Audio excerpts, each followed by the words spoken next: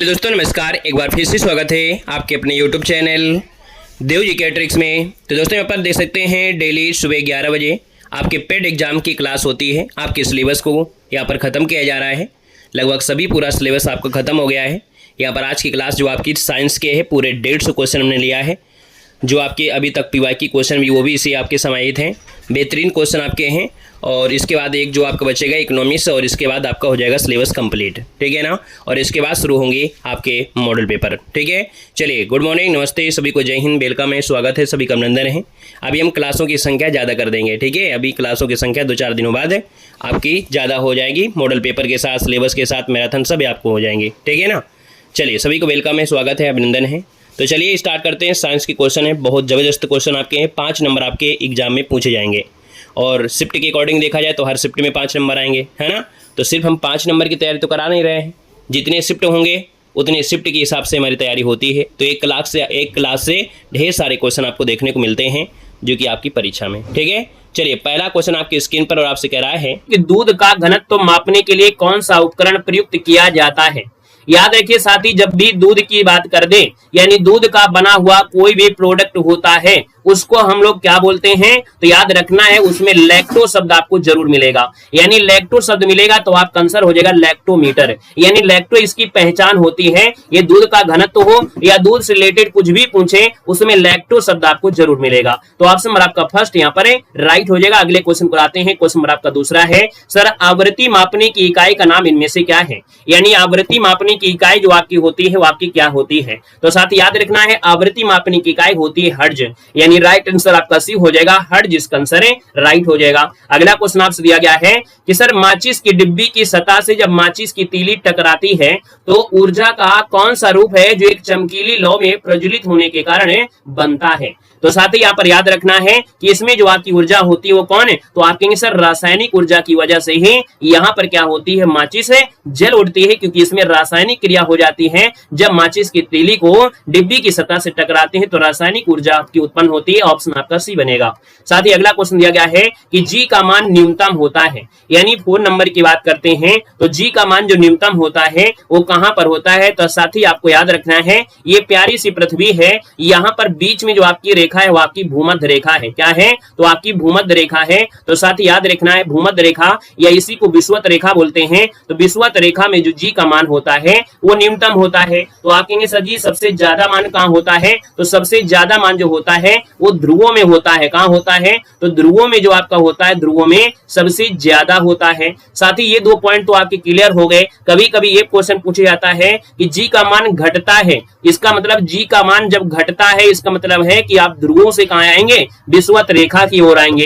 कभी कभी पूछा जाएगा सर जी का मान बढ़ता कब है, तो आप कहेंगे भूमध्य रेखा से जब ध्रुवों की ओर जाते हैं तब जी का मान बढ़ता है। 4 पॉइंट्स के अलावा कुछ नहीं पूछा जाएगा, सिर्फ 4 पॉइंट ही पूछे जाएंगे, साथ ही याद रखना है। क्लियर है, आगे बढ़ते हैं। क्वेश्चन आपसे अगला पूछा गया है कि एक गतिशील बस में अचानक ब्रेक लगाने से सवारी आगे की ओर झुक जाती है, यह किस नियम का पालन करता है। तो साथ ही आप सभी के साथ ये घटना जरूर घटी हुई होगी, और घटी हुई होगी तो एक बार कमेंट कर दीजिएगा।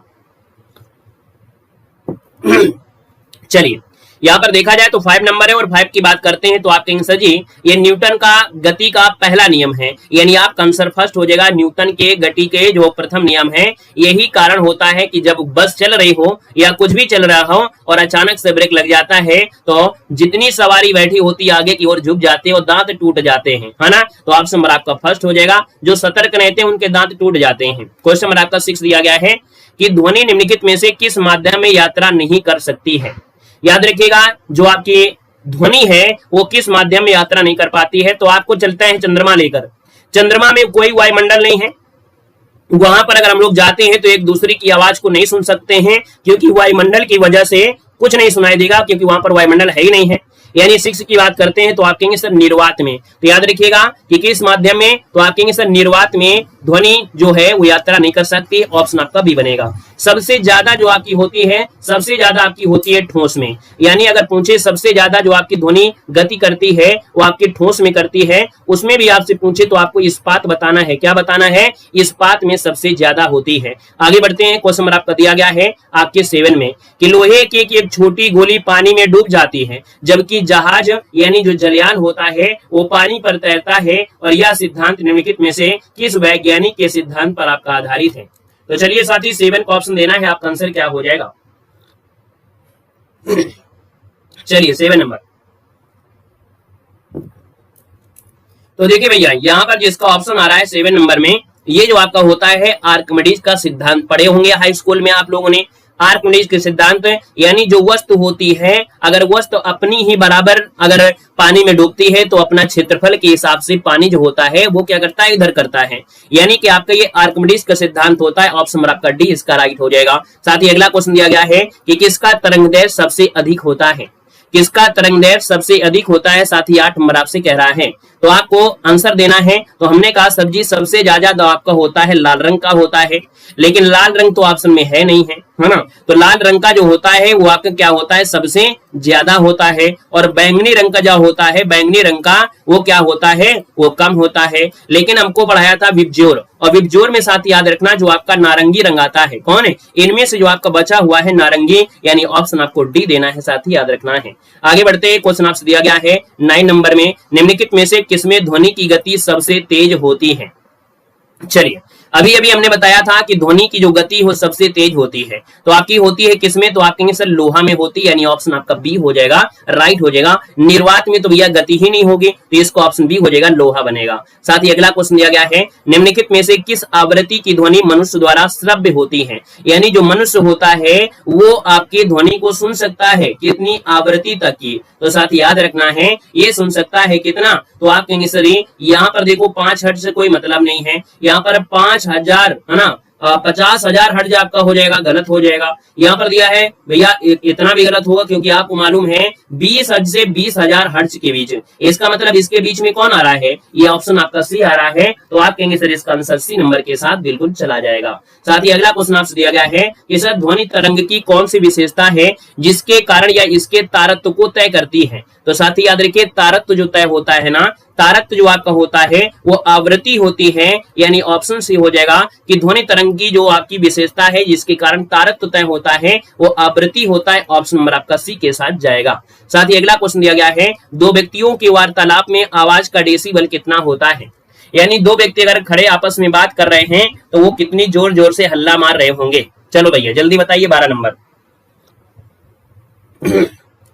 चलिए यहाँ पर 12 नंबर है, और 12 की अगर हम बात कर लेते हैं तो साथ याद रखना है इन दोनों के बीच की वार्तालाप की जो डेसिबल हो वो 30 डेसिबल हो जाएगा, यानी ऑप्शन नंबर आपका सी इसका राइट हो जाएगा। साथ ही याद रखना आपके कानों को या आपके एरिया को नुकसान ना पहुंचे, इसके लिए जो आपके डेसिबल होना चाहिए 45 डेसिबल तक आपका होना चाहिए। इससे ज्यादा अगर आपका रहते हैं शोरगुल में तो फिर आपको दिक्कत हो जाएगी। यानी ये जो आपका है वो औसत आपका रखा गया है 45 डेसिबल, है ना, और बात करने में आपका 30 डेसिबल होता है। क्वेश्चन आपसे अगला पूछा गया है, दीवार से एक प्रतिध्वनि सुनने के लिए न्यूनतम दूरी क्या होती है? यानी कि आप मंदिर में जाते हो और मंदिर में कभी कभी जाते हो तो आपकी ही आवाज आपको सुनाई देने लगती है, लेकिन पूर्णतः स्पष्ट नहीं होती है। अगर वही मंदिर की अगर दूरी आपकी है ना, जहां पर आप खड़े होंगे वहां से अगर दूरी आपकी कितनी हो जाए 17.2 मीटर, यानी अगर देखा जाए कि भैया ऑप्शन बी हो जाएगा कि दीवार से अगर आपकी दूरी 17.2 मीटर है, यानी आपको आपकी आवाज ही सुनाई देगी 17.2 मीटर,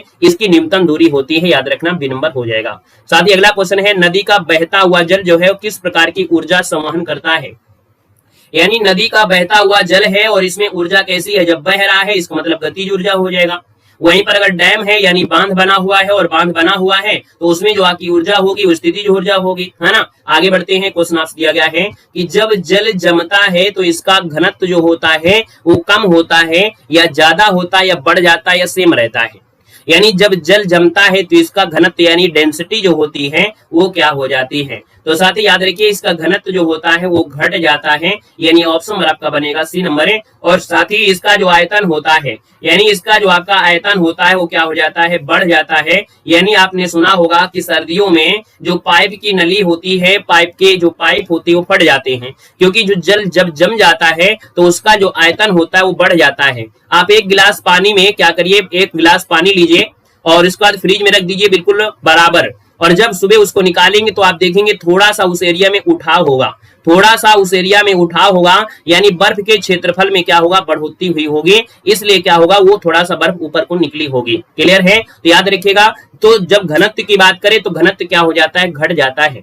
और जो आपका 4 डिग्री सेंटीग्रेड होता है, इसमें जल का घनत्व सबसे ज्यादा होता है 4 डिग्री सेंटीग्रेड में। तो कभी क्वेश्चन पूछे कि पानी का घनत्व सबसे ज्यादा होता है 4 डिग्री सेंटीग्रेड पर। आगे बढ़ते हैं, क्वेश्चन दिया गया है कि नमक को बर्फ के साथ मिलाने से जो हिमांक है वो क्या हो जाता है, 16 नंबर। तो साथ ही याद रखना है हिमांक क्या हो जाता है, यानी नमक को बर्फ के साथ मिला दिया जाए तो हिमांक जो आपका हो जाएगा वो आपका होगा क्या, तो हिमांक क्या हो जाएगा, तो आप कहेंगे सर जी हिमांक क्या हो जाएगा, यहाँ पर आपका घटता है, यानी फर्स्ट नंबर इसका राइट हो जाएगा, ऑप्शन नंबर आपका बनेगा यहाँ पर फर्स्ट नंबर इसका राइट हो जाएगा।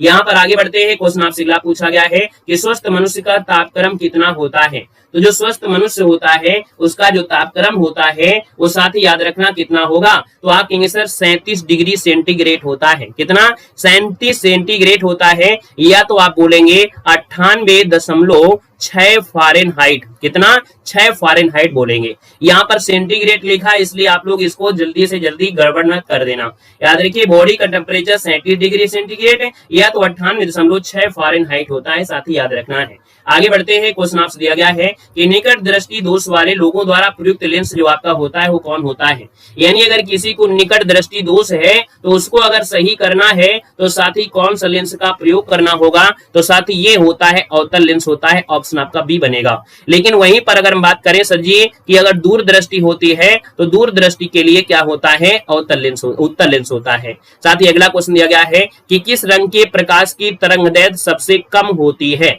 तो साथ ही हमने कहा तरंगदैर्घ्य है, तरंगदैर्घ्य मतलब होता है जो आपको दूर से है ना दिखाई दे। आपने देखा होगा कि जो ट्रेन होता है, ट्रेन में लाल बत्ती जो होती है वो दूर से ही दिखाई देती है, इसका मतलब उसका तरंगदैर्घ्य क्या है, ज्यादा है, यानी उसका छितराव कम होता है। वहीं पर हम बात करते हैं कि सर जी अगर कम की बात करें तो आपकी जो बैंगनी रंग होती है अगर दूर आपका हो तो बैंगनी रंग आपको दिखाई भी नहीं देगा। तो साथ ही याद रखिए सबसे कम है, यानी आपका ये बैंगनी रंग है, यानी ऑप्शन नंबर आपका बी राइट हो जाएगा। और लाल रंग का जो होता है वो क्या होता है, ज्यादा होता है, इसलिए रेलवे में इनका प्रयोग होता है। क्वेश्चन आपसे दिया गया है कि किसका सबसे अधिक अपवर्तनांक होता है। तो साथ ही सबसे ज्यादा जो अपवर्तनांक होता है वो होता है किसका, तो साथ ही आपके हीरा का होता है, हीरा यानी ऑप्शन सी हो जाएगा, हीरा होता है। यहाँ पर क्वेश्चन नंबर आपका दिया है 21 में कि सर आकाश का रंग नीला दिखाई देने का कारण क्या होता है। ये क्वेश्चन बार बार पूछा जाएगा कि सर आकाश का रंग नीला है, इसका कारण क्या होता है, क्यों दिखाई देता है। चलिए, तो हमने कहा सर आकाश में विवर्तन नहीं है, प्रकाश का प्रकीर्णन होता है, यानी आपका जो आंसर है वो आपका भी हो जाएगा, प्रकाश का प्रकीर्णन होता है जिसकी वजह से आकाश का रंग जो होता है नीला दिखाई देता है। सुबह देखे होंगे सूर्य बिल्कुल लाल लाल दिखाई देता है, शाम को डूबते हुए दिखाई देता है, यानी वो भी क्या होता है, प्रकीर्णन होता है, यानी ऑप्शन आपका बी बनेगा। साथ ही अगला क्वेश्चन है मोटर गाड़ियों में साइड की वस्तुओं को देखने के लिए प्रयुक्त दर्पण कौन सा होता है, यानी पाछू की जो चीज आपको देखना होता है तो भैया ये आपका होता है उत्तल दर्पण होता है, ऑप्शन फर्स्ट हो जाएगा। अगर पीछे की कोई वस्तु देखना है तो उत्तल दर्पण होता है। वहीं पर अगर बात करें सर जी जो हेडलाइट होती है, गाड़ी की जो हेडलाइट होती है, हेडलाइट होती है वो आपके अवतल लेंस की होती है, याद रखना है। साथ ही अगला क्वेश्चन दिया गया है निम्नलिखित में से कौन सा उपकरण है जो विद्युत ऊर्जा को यांत्रिक ऊर्जा में परिवर्तित करता है। सबसे ज्यादा कंफ्यूज करने वाला ये पॉइंट होगा, लेकिन सबसे आसान हो जाएगा।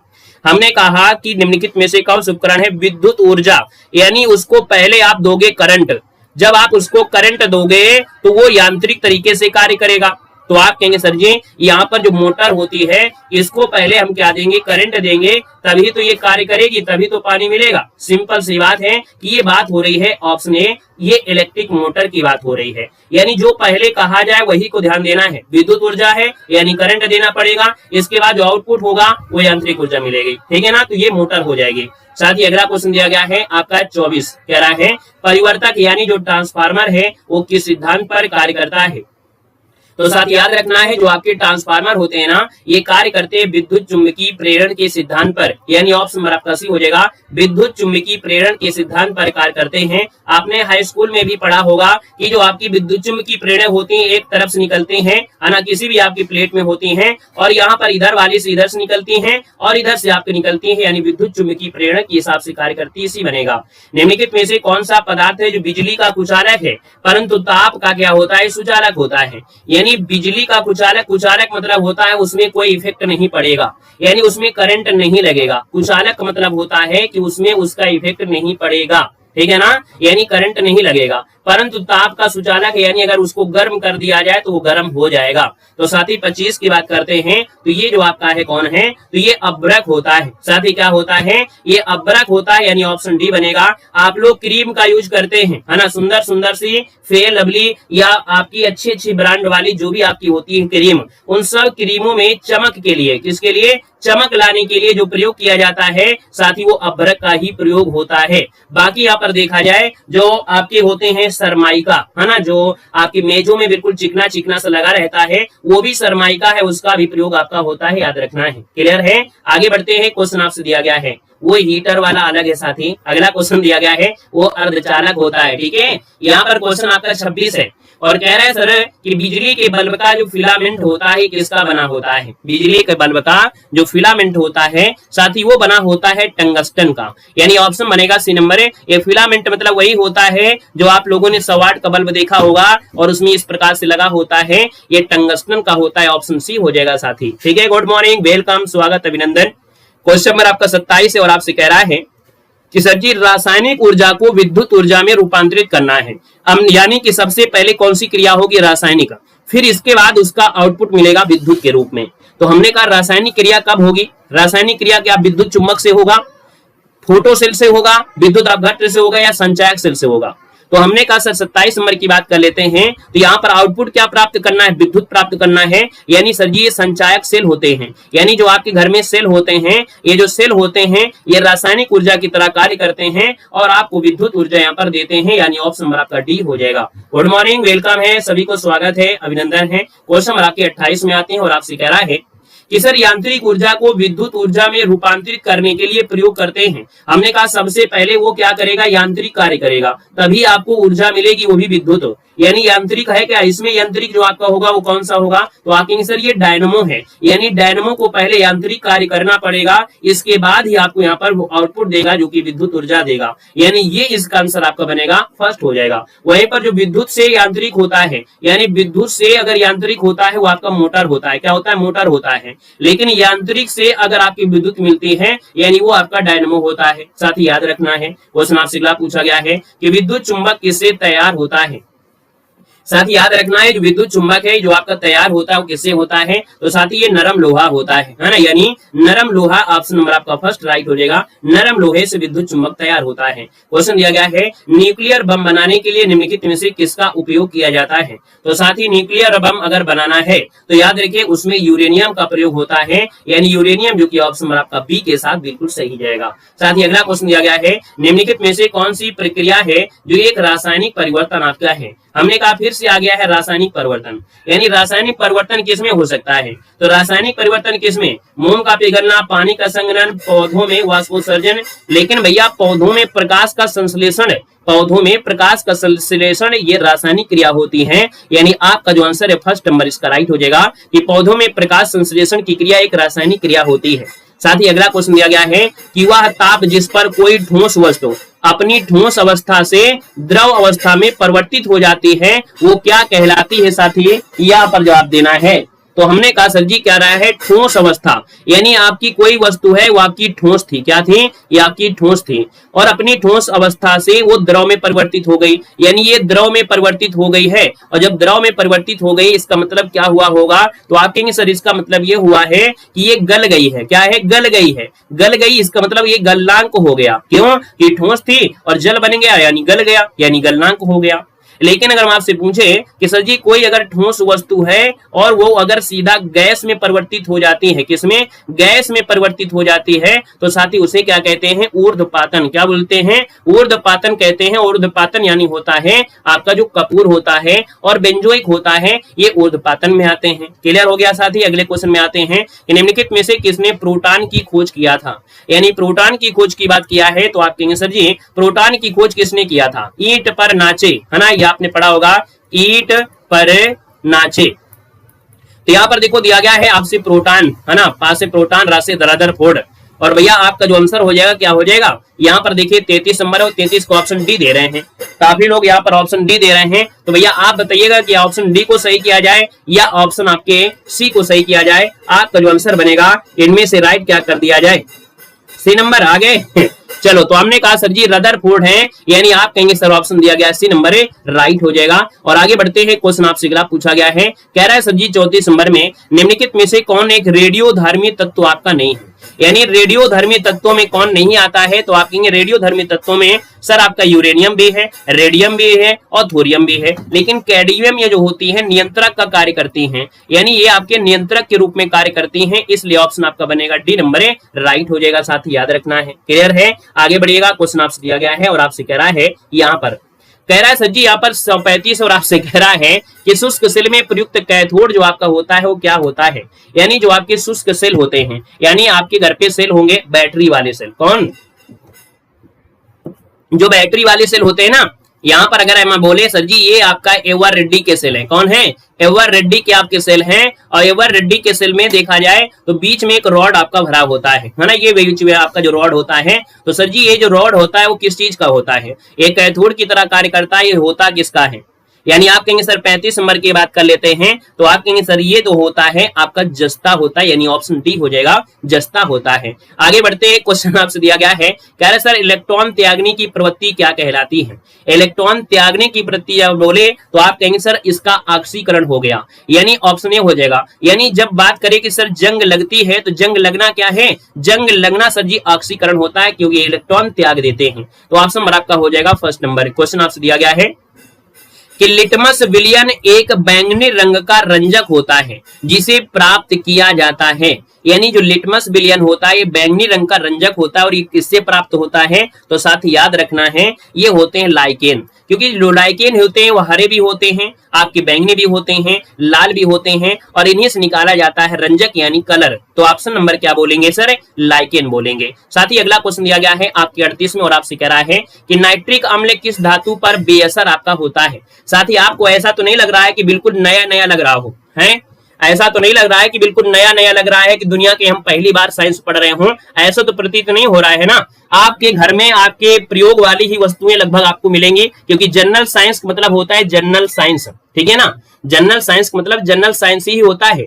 याद रखिए नाइट्रिक अम्ल किस धातु पर बेअसर होता है, यानी 38 के साथ ही अगर बात कर लेते हैं तो याद रखिए ये सोना होता है, यानी सोना में अगर नाइट्रिक अम्ल डाल दोगे तो कोई फर्क नहीं पड़ेगा, लेकिन अगर निकेल और चांदी और तांबा में डाल दोगे तो ये गल भी जाएंगे, तो इसलिए ऑप्शन नंबर आपका सी हो जाएगा, सोना हो जाएगा। अच्छा, सोना जो घुल जाता है वो एक्वा रेजिया में घुल जाता है, सोना जो होता है वो एक्वा रेजिया में घुल जाता है। क्वेश्चन आपसे दिया गया है जल जो साबुन लगाने पर अच्छा झाग नहीं बना पाता है उसको क्या कहते हैं, यानी यहाँ पर अगर हम बात कर लेते हैं कि जब आप लोग साबुन अपनी बॉडी में लगाते हो ना, या कपड़े धुलने में लगाते हो और फेना नहीं लगता निकलता है तो गुस्सा आ जाती है ना, जब फेना नहीं निकलता है तो गुस्सा आ जाती है, यानी यहाँ पर देखा जाए तो भैया ये जो आपका झाग नहीं बना पाता है, अगर अच्छा साबुन भी हो तो वो कौन से पानी में, तो आप कहेंगे सर ये जो पानी होता है ना एक खारा जल होता है, यानी ऑप्शन ए हो जाएगा। यानी आप कितनी भी अच्छी ब्रांड की साबुन आप समुद्र के किनारे जाकर कपड़े धुलने लगोगे तो खारे पानी में आपको झाग नहीं बनेगा, साथ ही याद रखना है,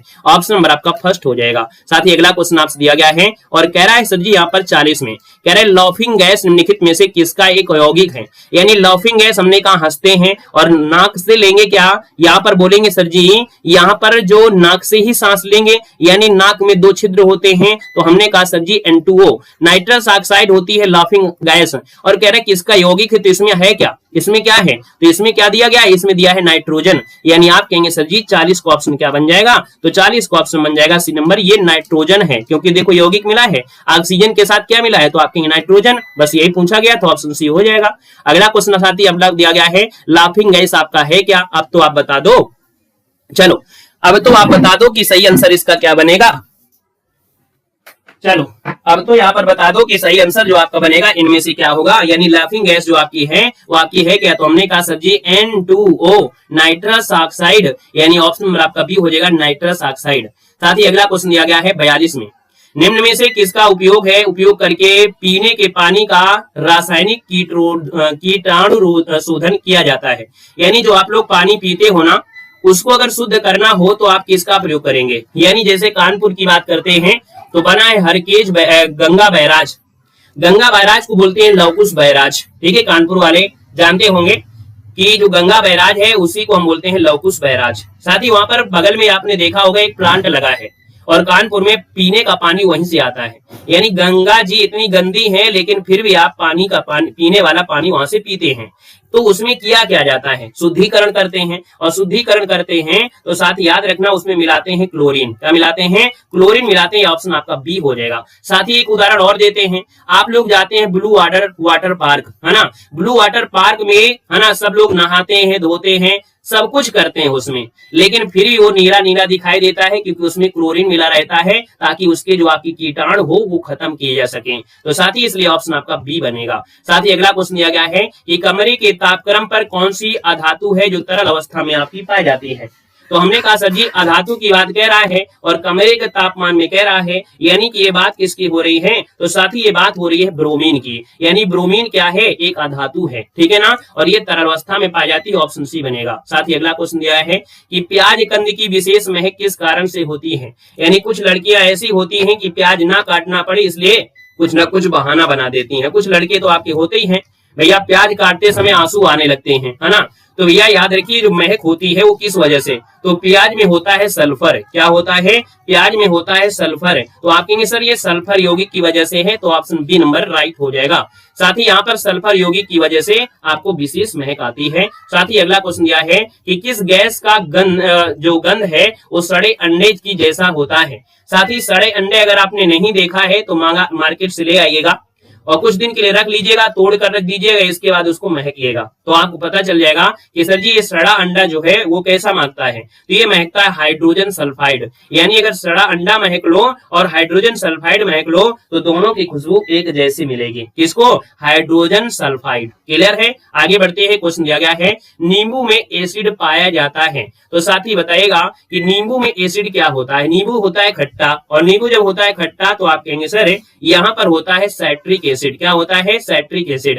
लैक्टिक मतलब ये दूध से जुड़ा है। मैलिक होता है आपके आंवले वगैरह में होता है। साथ ही टार्ट्रिक होता है किसमें, तो आप कहेंगे सर इमली में, यानी इमली में पाया जाता है आपका टार्ट्रिक अम्ल, तो याद रखिए इसको ऑप्शन सी हो जाएगा। साथ ही अगला क्वेश्चन है कि हरे फलों को कृत्रिम ढंग से पकाने हेतु प्रयुक्त गैस जो होती है वो आपकी क्या होती है। चलिए बताइएगा कि जो आपका आंसर बनेगा साथ ही इनमें से वो आपका क्या हो सकता है।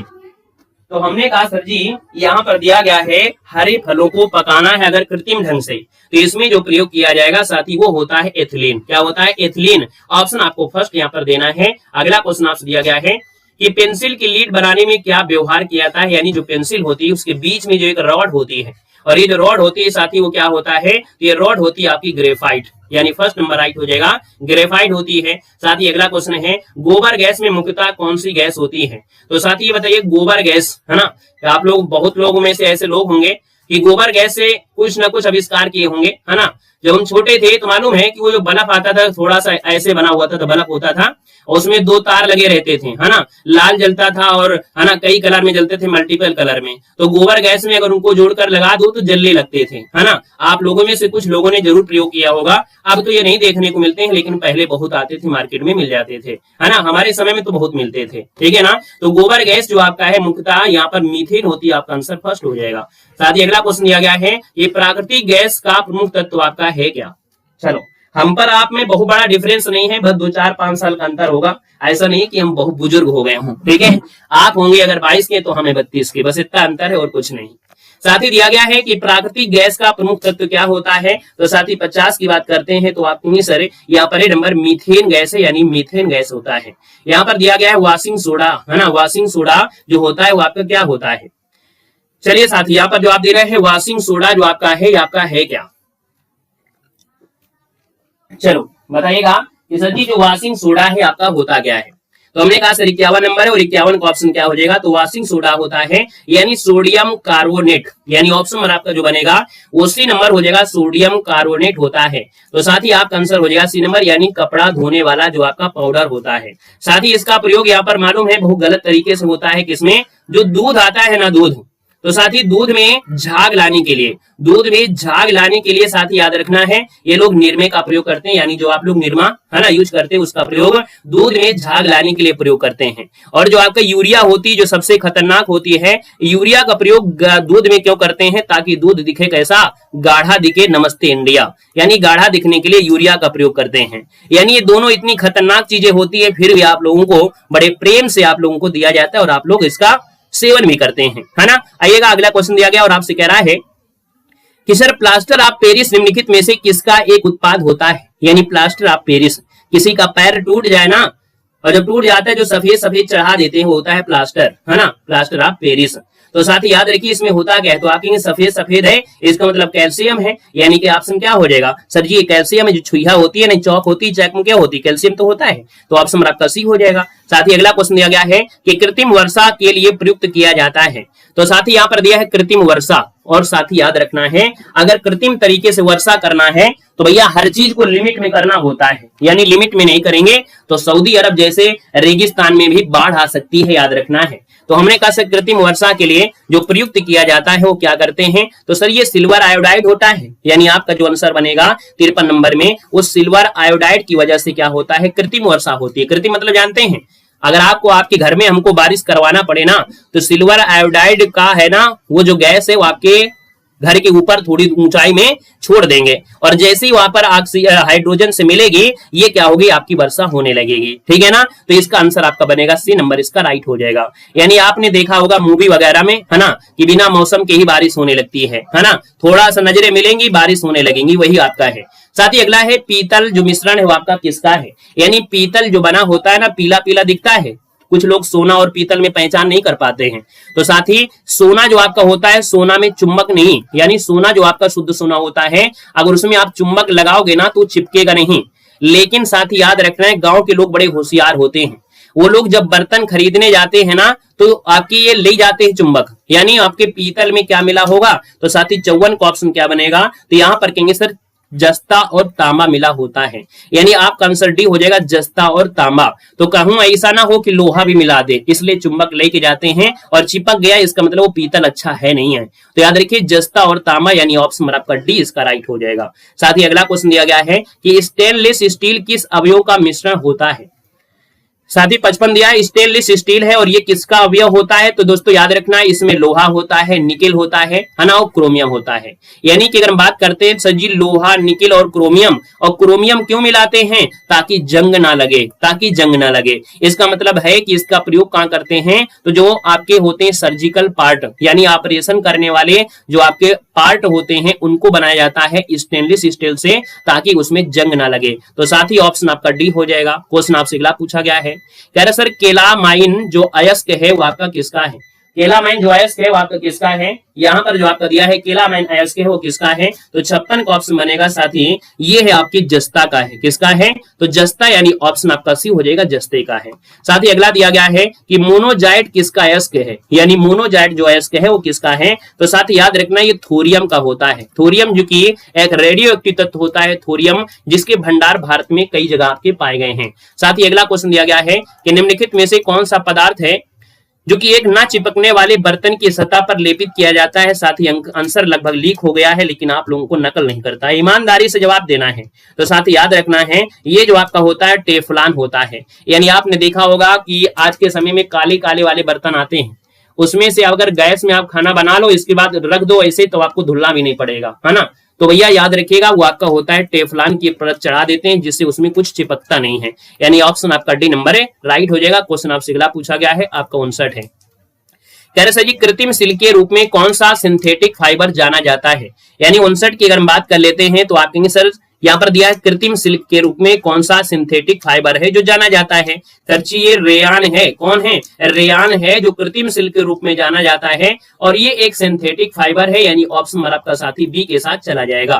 साथ ही अगला क्वेश्चन आपसे दिया गया है 60 में, और आपसे कह रहा है कि पानी को शुद्ध करने के लिए आमतौर पर इस्तेमाल किया जाने वाला रासायनिक तरीका निम्नलिखित में से कौन सा है। यानी अगर पानी को शुद्ध करना है तो सबसे बेस्ट तरीका इनमें से जो आमतौर पर करते हैं वो आपका है कौन। यहाँ पर हम बात लेते हैं तो आपका जो आंसर बनेगा वो राइट इनमें से क्या हो जाएगा, यहाँ पर देना है।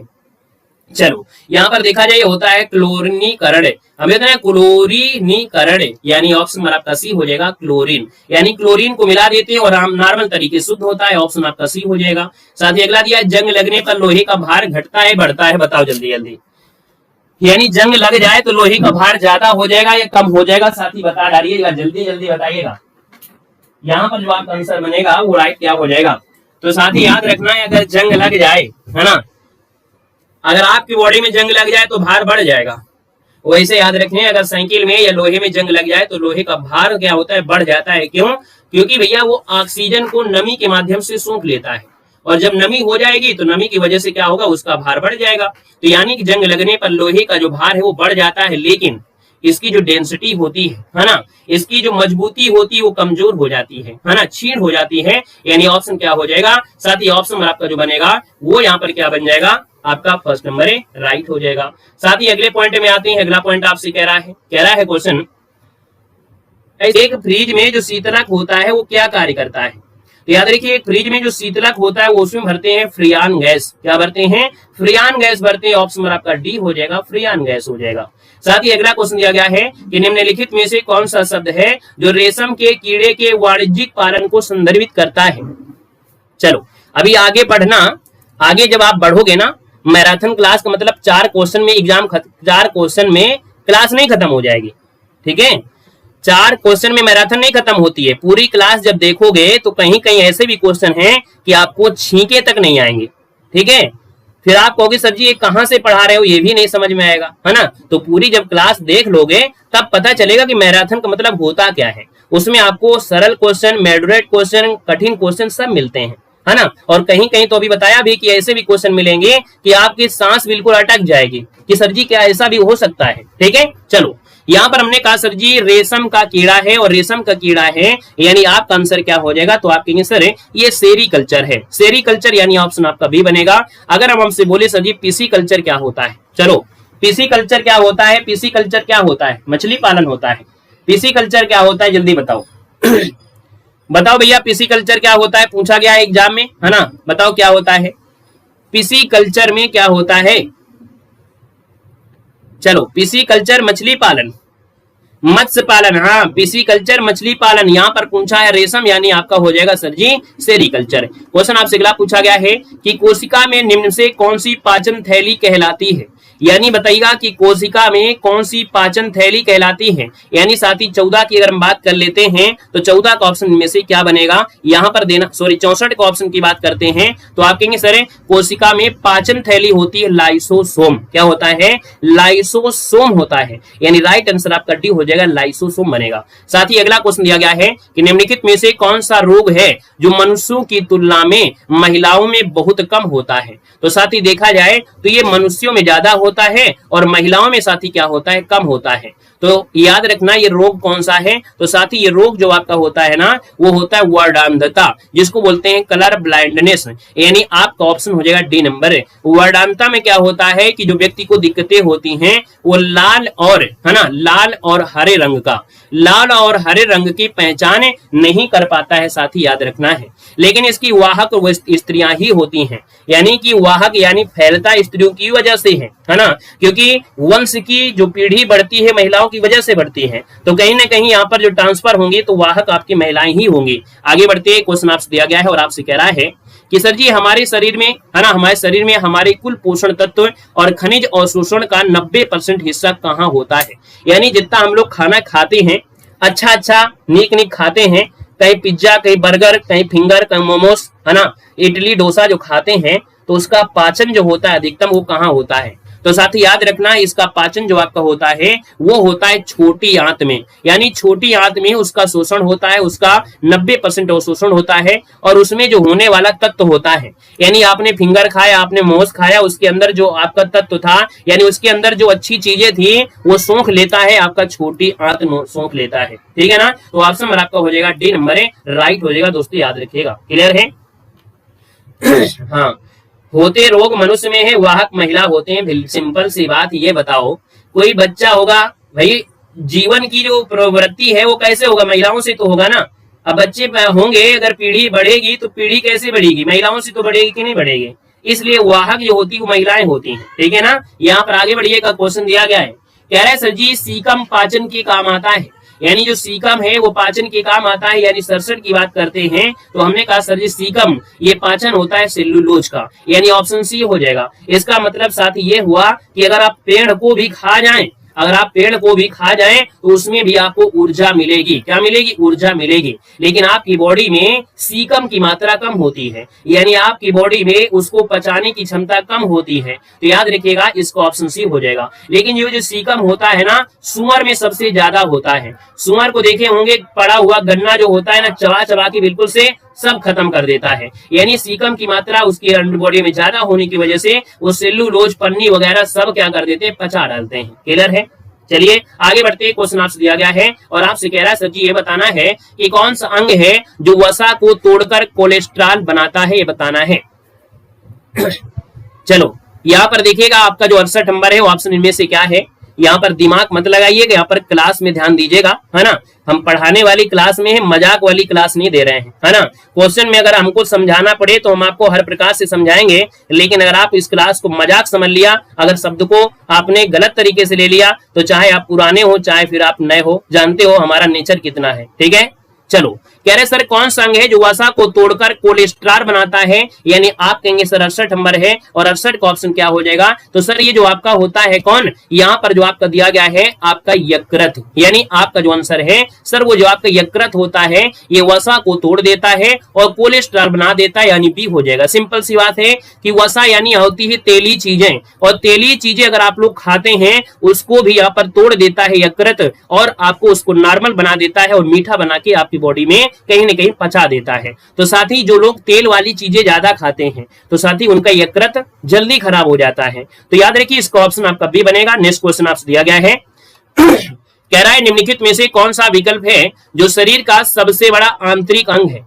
शरीर का सबसे बड़ा आंतरिक अंग की बात कर दे तो साथ ही याद रखना है ये जो आपका है ना जिगर है, यानी जिगर का टुकड़ा, यानी जो जिगर है, यानी जो आपका जिगर हो गया, यकृत हो गया, ये सब जो उसी को बोलते हैं, यानी ऑप्शन आपका सी नंबर है, राइट हो जाएगा। साथ ही याद रखना है। क्लियर है। आगे बढ़ते हैं। क्वेश्चन दिया है सर भोजन को पचाने वाले दांत कौन से प्रकार के होते हैं, यानी भोजन को चबाने वाले दिया है। सर जी हमने कहा भोजन को चबाने वाले जो दांत हैं वो कौन से प्रकार के होते हैं, तो 70 की बात करते हैं। तो भैया भोजन को चबाओगे ना तो ये चवर्णक होते हैं। क्या होते हैं, चवर्णक होते हैं। ऑप्शन ए बनेगा। दूध के दांत जो होते हैं वो आपके 20 होते हैं, और साथ ही याद रखना है ये साल मतलब पूरी जीवन में 2 बार आते हैं। जो दूध के दांत होते हैं 20 होते हैं, और जीवन में 2 बार आते हैं। साथ ही अगला क्वेश्चन दिया गया है निम्नलिखित अंगों में से कौन सा अंग है जो पित्त रस का स्राव करता है।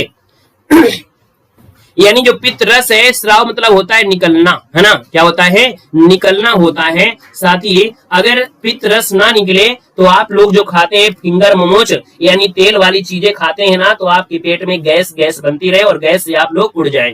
यानी यहाँ पर बात करते हैं सर पित्त रस जो निकलता है वो किससे निकलता है, तो आपकी यकृत से निकलता है। तो साथ ही ऑप्शन डी हो जाएगा। लेकिन कभी कभी ऐसा भी होता है कुछ लोग पथरी का ऑपरेशन करवा लेते हैं, तो भैया आपका जो पित्ताशय होता है ना, पित्ताशय क्या होता है, निकाल देते हैं। यानी पित्त रस से निकल रहा है और जा कहाँ रहा है, ये कलेक्ट होता है पित्ताशय में। कहाँ पर है, तो आपके पित्ताशय में कलेक्ट होता है, पित्ताशय में कलेक्ट होता है। तो जब ज्यादा आप पूरी सब्जी खा लेते हो तो जब पूरी ज्यादा सब्जी खा लेते हो तो ये पित्ताशय क्या करता है, पित्त निकाल देता है और तेल वाली चीजों को क्या कर देता है, नॉर्मल कर देता है। लेकिन जिसका पथरी का ऑपरेशन हो जाता है, कौन सी, पित्त की पथरी का, तो पित्त की थैली पूरी निकाल दी जाती है। तो भैया जब ज्यादा आप तेल की चीजें खाओगे ना तो ये तो धीरे धीरे निकालता रहेगा, और जब धीरे धीरे निकालता रहेगा तो समस्या आपको आएंगी, है ना। तो याद रखिए इसको ऑप्शन आपका डी हो जाएगा या गलत। क्वेश्चन आपसे दिया गया है, रक्त लाल दिखाई देने का कारण क्या है। किसी के चेहरे में थोड़ा सा नाराजगी आई है यानी रोना आया, इसका मतलब पित्त का ऑपरेशन हो गया है ना। चलिए क्वेश्चन नंबर आपका दिया है 72, रक्त लाल दिखाई देने का कारण क्या है। तो भैया लाल रक्त दिखाई देता है, इसका कारण होता है कि रक्त में क्या होता है, हीमोग्लोबिन, यानी हीमोग्लोबिन है, यानी ऑप्शन आपका डी बनेगा। तो सर जी ये कैसे कार्य करता है, आपका प्यारा सा नाक होता है, नाक में 2 छिद्र होते हैं, यहाँ से ऑक्सीजन आपकी जाती है आपकी बॉडी में, और आपकी बॉडी में पाया जाता है आयरन। क्या पाया जाता है, आयरन पाया जाता है। जब ऑक्सीजन आपके आयरन से क्रिया कर लेता है तो ये हो जाता है हीमोग्लोबिन, यानी जब ऑक्सीजन आयरन से क्रिया करता है तो एक प्रकार से जंग जैसे लाल होती है ना, वैसे ये भी लाल हो जाता है, यानी हीमोग्लोबिन ये लाल रंग दिखाई देने लगता है। ऑप्शन आपका डी बनेगा। साथ ही अगला क्वेश्चन दिया गया है कि हीमोग्लोबिन लाल रक्त कोशिकाओं के अंदर का एक प्रोटीन है और यह निम्नलिखित में से किसका वहन करता है, यानी भैया वहन किसका करेगा। तो हमने कहा आपकी बॉडी में जो ले जाएगा, है ना, वो किसको ले जाएगा, तो कहेंगे सर जी ऑक्सीजन को ले जाएगा ना, यानी ऑक्सीजन को ले जाएगा ना, तभी तो ये आपका वहन करेगा। वहन मतलब हो गया ग्रहण करना, तो ऑक्सीजन ले जाएगा, यानी फर्स्ट नंबर राइट हो जाएगा। क्वेश्चन आपसे क्या पूछा गया है, सर लाल रक्त कणिकाएं शरीर के किस भाग में बनती हैं। जो लाल रक्त कणिकाएं होती हैं वो शरीर के किस भाग में बनती हैं। साथ ही 74 की अगर बात कर लेते हैं तो ये होता है क्या बोलते हैं, अस्थि मज्जा बोलते हैं, इंग्लिश में क्या बोलते हैं, रैन बैरो क्या बोलते हैं, क्या बोलते हैं इंग्लिश में बताओ भाई, बैरो ऐसे कुछ बोला जाता है, अस्थि मज्जा को बोलते हैं बैरो, ऐसे कुछ बोलते हैं। आप लोग याद दिला दो, हमको याद नहीं आ रहा है, इंग्लिश थोड़ा कम याद आ रही है। अस्थि मज्जा है, हाँ, जो आपका होता है मैरो, जो आपका होता है जो भी हो, ठीक है, तो अस्थि मज्जा है। तो अस्थि मज्जा जो आपका है, साथ ही याद रखना है ये आपका होता कहां पर है, हाँ, बोन मैरो जो बोलते हैं, बोन मैरो, ठीक है, बोन मैरो इसको बोलते हैं इंग्लिश में। तो साथ ही ये अस्थि मज्जा जो आपका है ना, जो आपकी बॉडी है, आपकी बॉडी में ये आपका क्या है, जंघा है ना, और ये क्या है, जंघा में आपका घुटवा है ना, इसके बाद नीचे से आपका पैर है। तो सर जी ये जो हड्डी होती है और हड्डी के बीच में जो मटेरियल भरा होता है, हड्डी के बीच में जो मटेरियल भरा होता है ना, वही मटेरियल है जो अस्थि मज्जा है, और यहीं से बनती है आपके क्या, रक्त बनता है। साथ ही याद रखना है, ठीक है ना। जो लोग यहाँ पर मांस खाते हैं उनको आपने देखा होगा कि जब बकरे का मांस खाते हैं, क्योंकि बकरे की हड्डी मोटी होती है तो उसके बीच मटेरियल भी ज्यादा होता है, तो उसको चूस कर खाते हैं, वो खाते हैं आपका अस्थि मज्जा ही खाते हैं, कहते हैं बड़ा मजा आ गया। तो साथ ही ये ऑप्शन आपका बी बनेगा।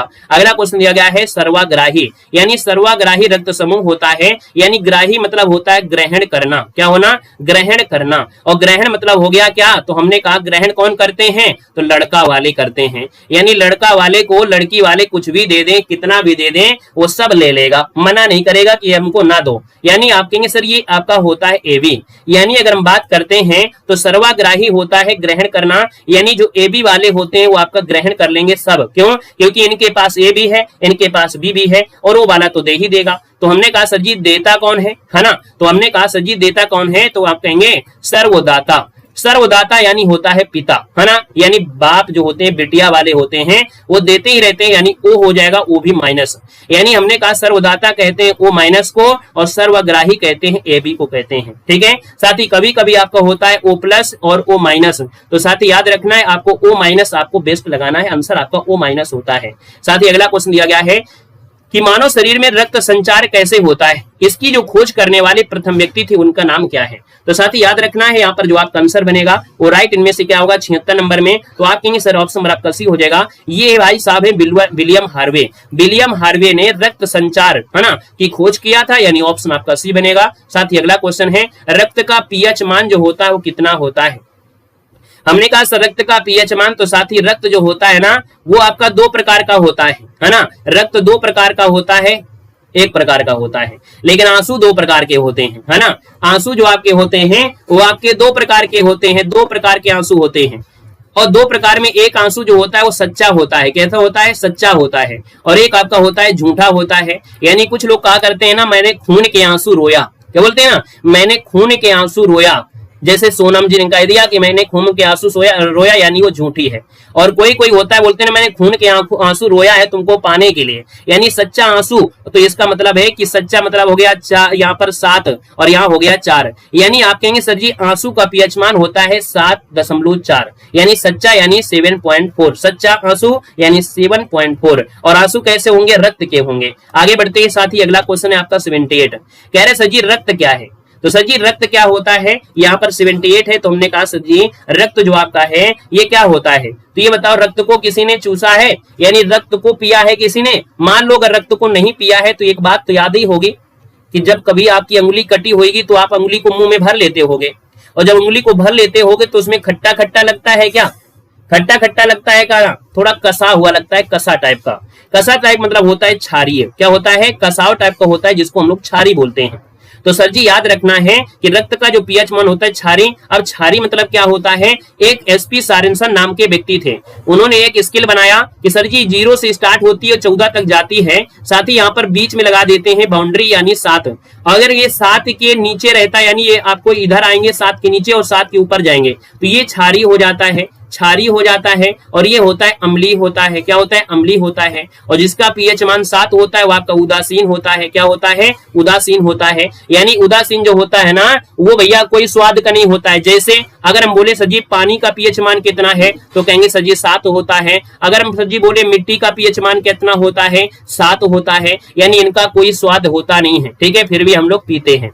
साथ ही क्षारी मतलब होता है जिसका पीएच मान 7 से अधिक हो। और याद रखिए नींबू का पीएच मान कितना होता है? तो आपका 2.4 होता है नींबू का पीएच मान। अब आपको मालूम है नींबू होता है खट्टा, यानी जो अम्ल होते हैं वो खट्टे होते हैं। अम्ल जो होते हैं सर वो खट्टे होते हैं। तो अब आपको हर बातें पता चल गई कि 7 से कम यानी खट्टे हैं, और 7 से ज्यादा यानी क्षारी हैं, और 7 हैं तो आप कहेंगे सर ये उदासीन है। ठीक है ना। आइएगा अगले क्वेश्चन में आते हैं। क्वेश्चन नंबर आपका दिया है 79 में, रक्त समूह ओ कहलाता है। तो सर जी ओ आता है यानी सार्वजनिक क्या होता है? दाता होता है। यानी आप कहेंगे सर आंसर नंबर आपका फर्स्ट हो जाएगा, सार्वजनिक दाता है यानी फर्स्ट हो जाएगा। सार्वजनिक ग्रहणकर्ता यानी आपका ए भी होता है, साथ ही याद रखना है। यहाँ पर आगे बढ़ते हैं। क्वेश्चन दिया है मानव शरीर का रक्त बैंक कहलाता है। चलिए साथ ही बताइएगा मानव शरीर का जो रक्त बैंक है वो कहलाता है। यहाँ पर जो 80 नंबर है वो ऑप्शन इनमें से क्या बनेगा? सभी लोग बताएंगे आपका आंसर क्या है। इस क्वेश्चन का जवाब हम आप लोगों से यहाँ पर पढ़ने वाले हैं, यानी आप लोग जवाब दोगे इसका सही आंसर इनमें से क्या हो जाएगा। चलिए साथी यहाँ पर हम बात कर लेते हैं। तो सर जी आपका जो सही आंसर बनेगा वो राइट इनमें से क्या हो सकता है? तो हमने कहा सर जी मानव शरीर का जो रक्त बैंक होता है, यानी बैंक समझ गए होंगे अब आपको बैंक समझ में आ गया, यानी ये जो होता है प्लीहा होता है। याद रखिए प्लीहा को मानव शरीर में रक्त बैंक कहते हैं, यानी फर्स्ट नंबर इसका राइट हो जाएगा। साथ ही यहाँ पर किडनी जो होता है ना रक्त को छानती है। क्या करती है? रक्त को शुद्ध करने का कार्य, रक्त को शुद्ध करने का जो कार्य करती है वो किडनी करती है। साथ ही याद रखना है जब आपकी किडनी खराब हो जाए, भगवान ना करे कभी आपकी किडनी खराब हो, है ना, यानी किसी व्यक्ति की जब किडनी खराब हो जाती है तो उसको रक्त को शुद्ध करना जरूरी है। और रक्त को शुद्ध करना है तो कृत्रिम तरीके से करेंगे, और कृत्रिम तरीका होता है डायलिसिस। क्या होता है? डायलिसिस होता है। डायलिसिस होता है यानी रक्त को कृत्रिम तरीके से शुद्ध करना डायलिसिस कहलाता है। साथ ही तब वो किडनी काम नहीं करती, वो मशीन के द्वारा व्यक्ति को करवाना ही पड़ता है। साथ ही याद रखना है। क्लियर हो गया है। आगे बढ़ते हैं। साथ ही अगला क्वेश्चन आपसे दिया गया है यहाँ पर 81 नंबर में, और आपसे कह रहा है यहाँ पर क्वेश्चन है कि मानव हृदय का सबसे बड़ा और सबसे मजबूत कक्ष कौन होता है? यानी साथी अगर हम बात करें मानव शरीर का सबसे बड़ा और सबसे मजबूत कक्ष, यानी हथौड़ा लेके तोड़ना नहीं है कि आप हथौड़ा लेके तोड़ने पहुंच जाओ, है ना। तो साथ ही याद रखिए बाया निलय है। क्या है? बाया निलय है। यानी बाया निलय, यानी ऑप्शन नंबर आपका जो बनेगा वो ऑप्शन नंबर आपका बनेगा बी राइट हो जाएगा, बाया निलय हो जाएगा। निलय से आपको याद दिलाते हैं, निलय मतलब हो गया नीला, नीला हो गया कंठ यानी भगवान शंकर, तो उनको तोड़ना आसान नहीं है। दूसरी बात बताते हैं याद रखने के लिए, बाया कैसे याद रखेंगे? हमने कहा मान लीजिए भगवान जी बैठे हैं, और भगवान जी बैठे हैं और आप सबको प्रसन्न है, यानी आप लोग उनके पास गए हैं, तो जब भी कभी इनके सामने लेटें तो आप इनमें बायां सिरा जो आपका हृदय का बायां सिरा होता है इन्हीं की तरफ आपको करना है, यानी आपको ऐसे लेटना है। जब आप ऐसे लेट जाएंगे, और जब ऐसे लेट जाएंगे तो बायां सिरा भगवान की तरफ होगा, क्योंकि कहा जाता है कि शुद्ध रक्त जो होता है, शुद्ध रक्त जो आपका होता है आपके बाएं सिरे में होता है। तो इसलिए याद रखना बायां निलय याद रहेगा कि सबसे बड़ा होगा, सबसे मजबूत होगा, और बाएं सिरे में ही शुद्ध रक्त होता है। साथ ही याद रखना। आगे बढ़िएगा। क्वेश्चन आपसे दिया गया है 82 में, और आपसे कह रहा है कह रहा है सर जी बताना है कि निम्नलिखित में से कौन सा हृदय की धड़कन और श्वसन को नियंत्रित करता है। चलिए साथी बताना है। बायोलॉजी हमारा फेवरेट सब्जेक्ट है, साथ ही याद रखना है, जिस प्रकार से ज्योग्राफी, जिस प्रकार से पॉलिटी और उसी प्रकार से आपका बायोलॉजी भी आपका फेवरेट सब्जेक्ट है।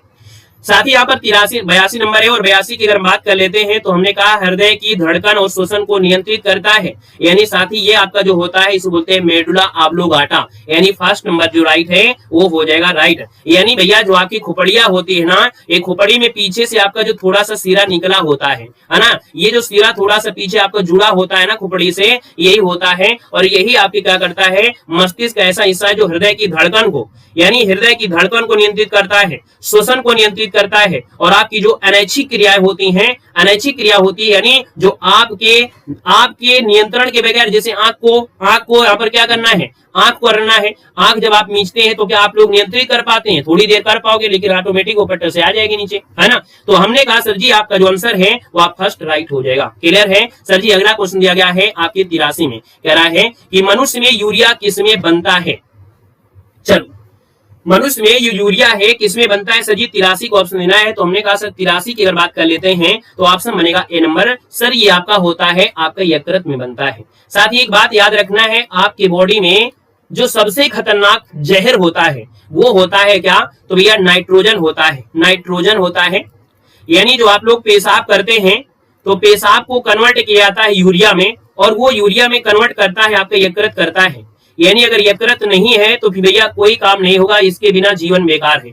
नाइट्रोजन आपकी बॉडी में सबसे खतरनाक सबसे जहरीला तत्व होता है, लेकिन आपका प्यारा सा ये यकृत है वो क्या करता है, वो नाइट्रोजन को बदल देता है। बदल देता है किसमें, ये बदल देता है यूरिया में। किसमें बदल देता है, यूरिया में बदल देता है और इसको आसान कर देता है और इसको मूत्र के मार्ग के माध्यम से इसको बाहर निकाल देता है और आपकी बॉडी बिल्कुल स्वस्थ रह जाती है। यानी यकृत जो आपका है कम से कम 100 बीमारी का ये घर होता है और 100 बीमारी ये ठीक करता है। इसलिए याद रखिए साथ ही अपने यकृत का ध्यान रखा करिएगा, ठीक है ना। तो ऑप्शन नंबर आपका फर्स्ट इसमें राइट हो जाएगा। साथ ही अगला क्वेश्चन आपसे दिया गया है 84 नंबर में, कह रहा है कि निम्न में से कौन सी तंत्रिका तंत्र की मूल संरचनात्मक और कार्यात्मक इकाई है।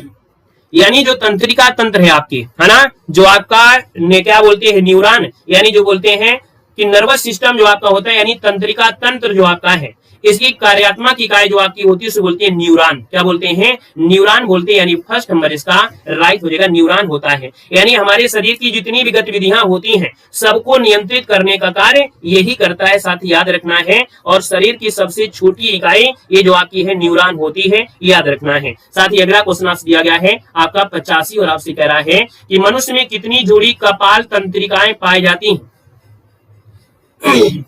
चलिए बताना है कि मनुष्य में कितनी जोड़ी कपाल तंत्रिकाएं होती है। तो साथ ही याद रखना है 12 जोड़ी होती हैं। कितनी, 12 जोड़ी कपाल तंत्रिकाएं होती हैं। यानी ये तंत्रिकाएं मस्तिष्क से निकलती हैं, सिर गर्दन और धड़ के विभिन्न हिस्सों तक जाती हैं। यानी जो संवेदना का कार्य करती हैं, प्रेरक का कार्य करती हैं और मिश्रित कार्य करती है, सब आपकी होती हैं। ऑप्शन बी हो जाएगा, यानी आपका 12 जवाब देना है, ठीक है ना।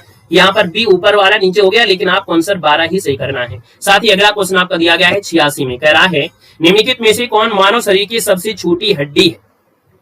तो साथ ही कभी कभी देखा होगा कि आपकी कान की हड्डी को कोई कोई पकड़ के इसे दाब देता है, फिर आप लोग कहते हैं ऐ दैया, है ना। यानी सबसे छोटी जो आपकी हड्डी होती है ये कान में होती, जो आपकी स्टेपी होती है, स्टेपीज हड्डी होती है, कान में होती है। और कान में भैया जो आपकी हड्डी है, ऑप्शन आपका सी बनेगा। सबसे बड़ी हड्डी होती है फीमर।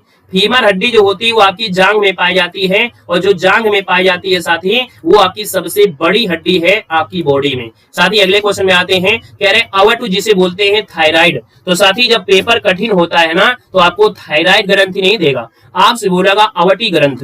यानी अवट ग्रंथि के सामान्य कामकाज के लिए आहार में निम्नलिखित में से किसका सेवन जरूरी है। यानी अवट ग्रंथि यानी थायराइड ग्रंथि।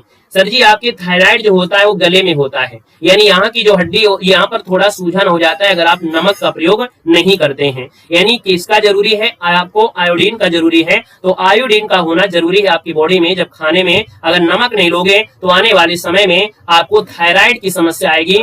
थायराइड ग्रंथि यानी गले में थोड़ा सा गल्ला जैसे दिखाई देने लगेगा, यानी ऑप्शन आपका सी इसका राइट हो जाएगा। महिलाओं में तो बहुत बड़ी समस्या होती है, यानी थायराइड होने से बहुत बड़ी समस्या है, क्योंकि उनकी जीवन चक्र शैली जो होती है वो सिस्टम पूरा डगमगा जाता है अगर थायराइड ग्रंथि यानी थायराइड हो जाता है तो। साथ ही अगला क्वेश्चन आपसे दिया गया है 88 नंबर और आपसे कह रहा है कि सबसे बड़ी अंतःस्रावी ग्रंथि कौन सी है, यानी साथ ही सबसे बड़ा अंतःस्रावी ग्रंथि की बात कर लेते हैं तो आप कहेंगे सर 88 का ऑप्शन जो आपका बनेगा वो सर जी ऑप्शन आपका बी बनेगा, ये होती अवटु ग्रंथि है। यानी अवटु ग्रंथि जो ऑप्शन है ये सबसे बड़ी क्या है, अंतःस्रावी ग्रंथि है, यानी बी हो जाएगा। और अग्न्याशय जो आपकी है वो मिश्रित ग्रंथियों में आती है और सेकंड ग्रंथि आपकी आती है। क्लियर है, आगे बढ़ते हैं। क्वेश्चन आपसे अगला पूछा गया है, क्या बात है, नॉलेज भरपूर है, यानी कोट या आपको नॉलेज भरपूर है। यहाँ पर क्वेश्चन आपका 89 और आपसे कह रहा है कि पीयूष ग्रंथि पाई जाती है।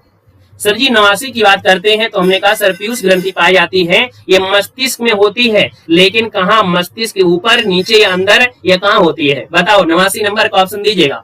पीयूष ग्रंथि जो आपकी होती है, हम थोड़ा सा प्यारा सा आपका मस्तिष्क बना देते हैं, और इस मस्तिष्क की अगर बना देते हैं तो आप बताओ कि सर जी जो मस्तिष्क है ये जो आपकी पाई जाती है पीयूष ग्रंथि कहाँ पाई जाती है, मस्तिष्क के ऊपर पाई जाती है, मस्तिष्क के नीचे पाई जाती है, मस्तिष्क के अंदर तो है ना। तो सर जी याद रखना है कि ये मस्तिष्क के कहाँ होती है, आपके नीचे होती है, यानी यहाँ पर आपकी होती है, यहाँ पर आपको पाई जाती है, साथ ही याद रखना है, ठीक है ना। यानी मस्तिष्क के आधार पर पाई जाती है, एक छोटी सी मटर के दाने की आकार की होती है और हाइपोथैलेमस के नीचे होती है। कहाँ पर है, तो ये जो होगी वो हाइपोथैलेमस के नीचे ही होगी, साथ ही याद रखना है। आएगा क्वेश्चन आपसे अगला पूछा गया है 90 में और कह रहा है कि हार्मोन्स इंसुलिन हमारे शरीर में किस ग्रंथि द्वारा निर्मित होता है, यानी आपकी बॉडी में हार्मोन्स होते हैं। हार्मोन्स कई प्रकार के होते हैं, लेकिन एक दो प्रकार के हार्मोन्स एग्जाम में पूछे जाते हैं। जैसे कि एक होता है लड़ो या उड़ो, क्या होता है, लड़ो या उड़ो यानी गुस्सा वाला, और एक आपका हार्मोन्स होता है प्यार वाला।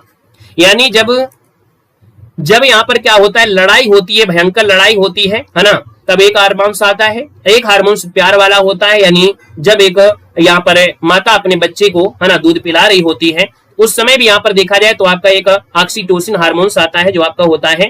तो साथ ही हमने कहा सर हार्मोन्स जो आपके इंसुलिन हमारे शरीर में किस ग्रंथि द्वारा निर्मित होते हैं, तो साथ ही 90 का ऑप्शन बन जाएगा कौन, तो आप कहेंगे सर ये अग्न्याशय होता है, यानी ये अग्न्याशय देना है, आपका आंसर ए हो जाएगा, अग्न्याशय आपका बन जाएगा, ठीक है ना। चलिए, जिसको बोलते हैं पैनक्रियाज, क्या बोलते हैं, पैनक्रियाज बोलते हैं। साथ ही अगला क्वेश्चन आपसे दिया गया है, निम्नलिखित में से कौन सा स्त्रीलिंग हार्मोन्स है। चलो अच्छा, एक पॉइंट और याद रखो, जिसको शुगर हो जाता है, जिनको शुगर की समस्या होती है, यानी उनका अग्न्याशय गड़बड़ होता है, क्योंकि जो इंसुलिन होता है और ग्लूकान होता है ये हार्मोन्स को उत्पादन करते हैं, और हार्मोन्स में जो रक्त है उसकी शर्करा को नियंत्रित करते हैं। यानी अगर किसी को शुगर की समस्या है, यानी वो अग्न्याशय की दिक्कत आपकी है, साथ ही याद रखना है। साथ ही अगला क्वेश्चन दिया गया है आपकी 91, निम्नलिखित में से कौन सा स्त्रीलिंग हार्मोन्स है, तो साथ ही याद रखना है यहाँ पर स्त्रीलिंग हार्मोन्स में यहाँ पर कौन सा है, तो हमने कहा सर यहाँ पर स्त्रीलिंग हार्मोन्स में जो आपका है ये दिया गया है एस्ट्रोजन, क्या दिया है, एस्ट्रोजन दिया गया है, ठीक है। अच्छा, ये ऑक्सीजन में सुनो ऑक्सीटोसिन है, ये जो एस्ट्रोजन हार्मोन्स है वो आपका किसका है, महिलाओं का, यानी स्त्रीलिंग हार्मोन्स है, तो ऑप्शन नंबर आपका बनेगा फर्स्ट नंबर, इसका राइट हो जाएगा। साथ ही अगला क्वेश्चन है, इंसुलिन एक प्रकार का होता है, यानी इंसुलिन जो आपका होता है एक प्रकार का क्या होता है, हार्मोन होता है, यानी फर्स्ट नंबर इसमें राइट हो जाएगा, दोस्तों याद रखना है, ठीक है ना। क्लियर है, यहाँ पर आगे बढ़िएगा। क्वेश्चन दिया गया है आपके 93 में और आपसे कह रहा है सर हमारे भोजन आहार का जो प्रोटीन है ये घटक मुख्य रूप से किसके लिए उत्तरदायी होता है, यानी हमारे भोजन का जो आहार है यानी खाते हैं तो उसमें होता है प्रोटीन, और प्रोटीन जो आपका मुख्य घटक होता है वो किसके लिए होता है, यानी मतलब ये हुआ प्रोटीन हम लोग अगर लेते हैं तो भैया क्यों लेते हैं, इसका कारण क्या है, यानी प्रोटीन आपकी बॉडी में क्या कार्य करती है, तो सर जी याद रखना है जब आप बीमार होते हैं, कहते हैं ना प्रोटीन की समस्या है, यानी शरीर आपका कमजोर हो रहा है और आपको प्रोटीन लेने की आवश्यकता है, यानी याद रखिए शरीर की वृद्धि और मरम्मत के लिए होता है। प्रोटीन से ऊर्जा नहीं मिलती है, साथ ही याद रखना है प्रोटीन से आपको ऊर्जा नहीं मिलती है, यानी जो लोग अंडा खाते हैं ना और अंडा खाते हैं वो कहते हैं ना कि हमको प्रोटीन खाना है, यानी हम थोड़ा से एनर्जी आ जाएगी, तो याद रखा अंडा खाने से एनर्जी नहीं आती है, ठीक है ना, उससे आपकी बॉडी में वृद्धि होती है और मरम्मत आती है, साथ ही याद रखना। इसीलिए जो जिम वाले होते हैं ना वो 10-10 बाल्टी खत्म कर देते हैं, क्या यहाँ पर प्रोटीन का डिब्बा, और क्या खत्म करते हैं, दिन में कम से कम 10 अंडे, वो करते हैं अपनी बॉडी की वृद्धि और अपनी बॉडी की मरम्मत, यानी आपका आंसर सी हो जाएगा राइट, साथी क्लियर है। आइएगा अगले क्वेश्चन में, क्वेश्चन नंबर आपका दिया है 94 और आपसे कह रहा है सर जी बताइएगा कि कौन सा भोजन है तुरंत शक्ति प्रदान करता है।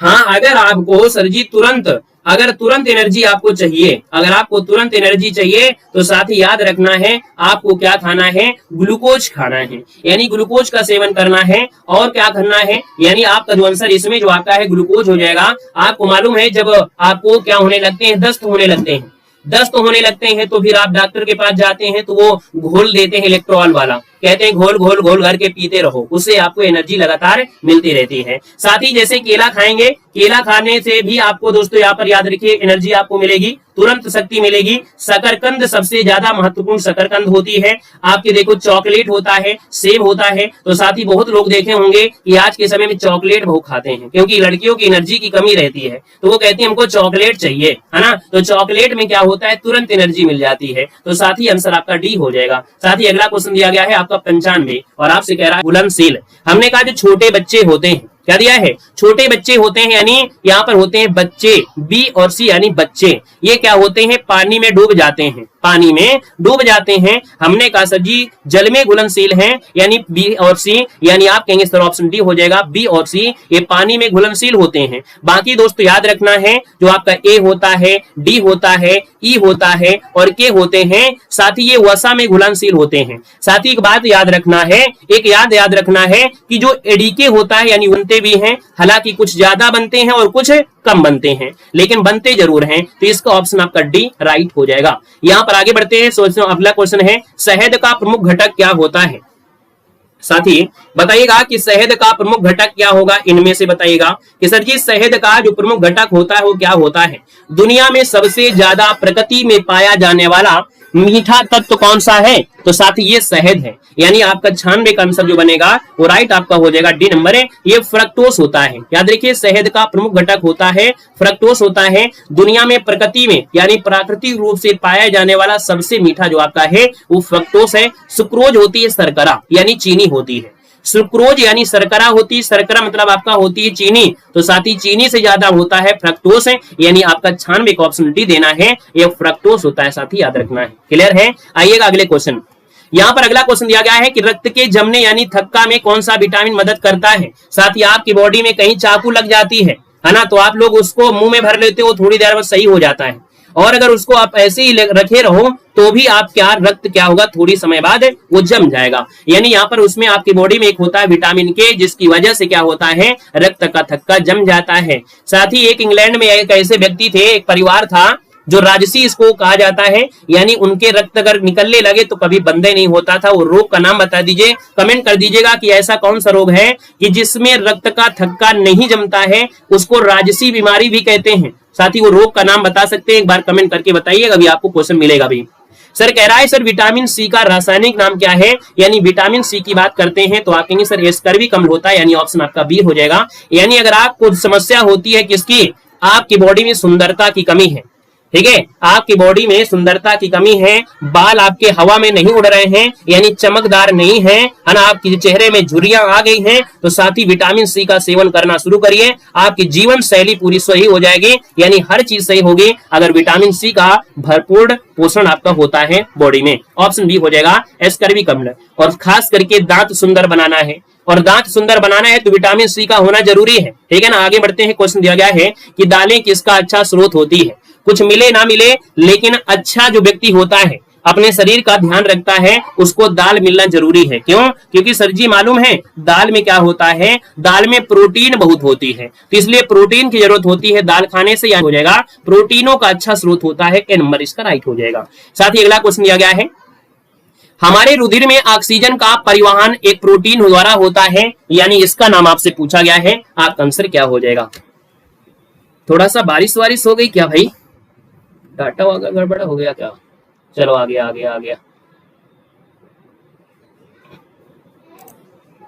एक मिनट स्पीड देख लेते हैं, क्योंकि बारिश की वजह से शायद बफरिंग आपकी की थी ना, थोड़ा सा बफरिंग नहीं करना चाहिए, नहीं तो लय बिगाड़ हो जाएगा इतना अच्छे तरीके से।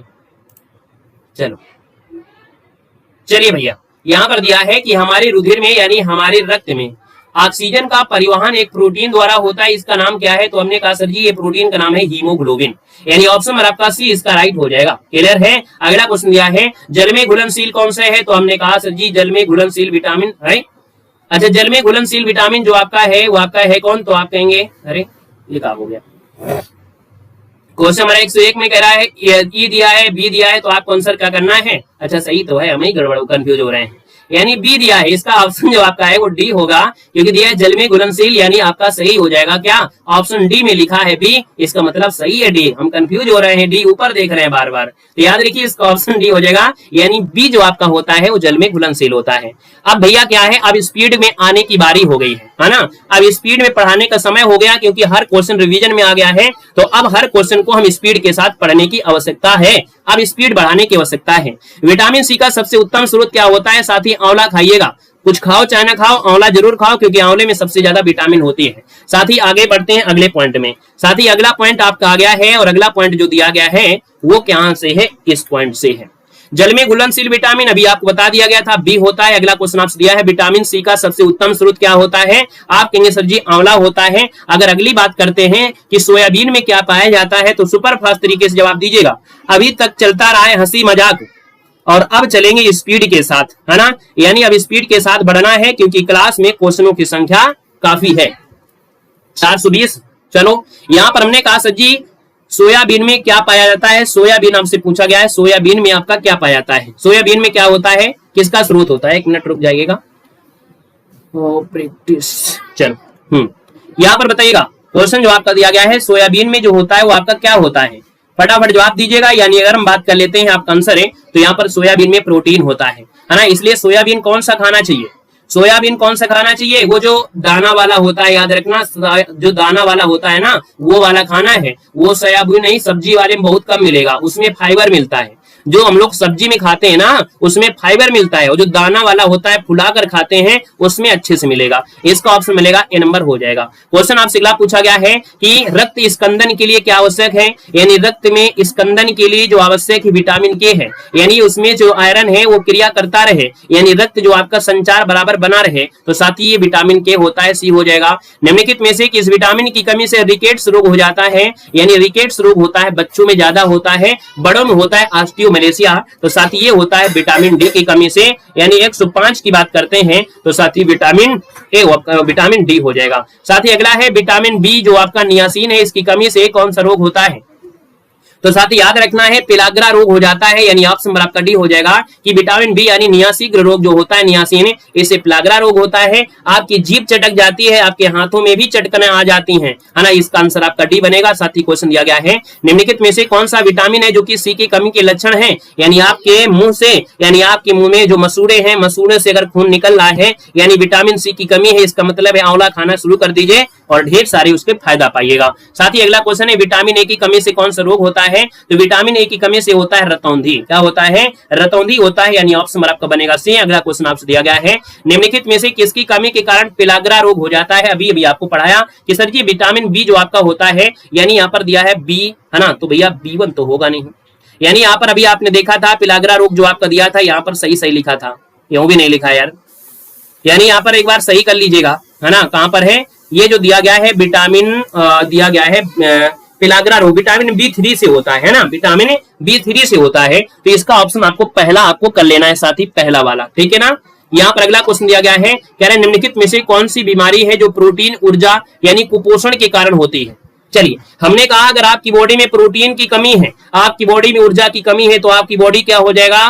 कुपोषित हो जाएगी। यानी अगर कुपोषित हो जाती है तो आपकी बॉडी में समस्या आ जाएगी। तो सर ये समस्या आपकी होती है, बोलते हैं क्वाशरिकोर। क्या बोलते हैं? क्वाशरिकोर कहते हैं। यानी हाथ पैर लकड़ी, पेट दमकड़ी, पेट बड़ा सा दिखेगा और हाथ पैर आपके लकड़ी हो जाएंगे, यानी आप कैंसर भी हो जाएगा। बच्चों में रोग ज्यादा होता है। साथ ही अगला क्वेश्चन दिया गया है चेचक यानी स्मॉल पॉक्स का रोग कारक जीव क्या होता है? यानी जो स्मॉल पॉक्स होती है, छोटी माता जो होते हैं, चेचक निकल आते हैं। तो साथ ही याद रखना है ये जो आपका है वेरिबोला वायरस होता है, वेरिबोला वायरस होता है, इस वजह से होता है। साथ ही आप अभी भी देखे होंगे गाँव में क्या होते, कहते देवी निकल आई। क्या बोलते हैं? देवी निकल आई।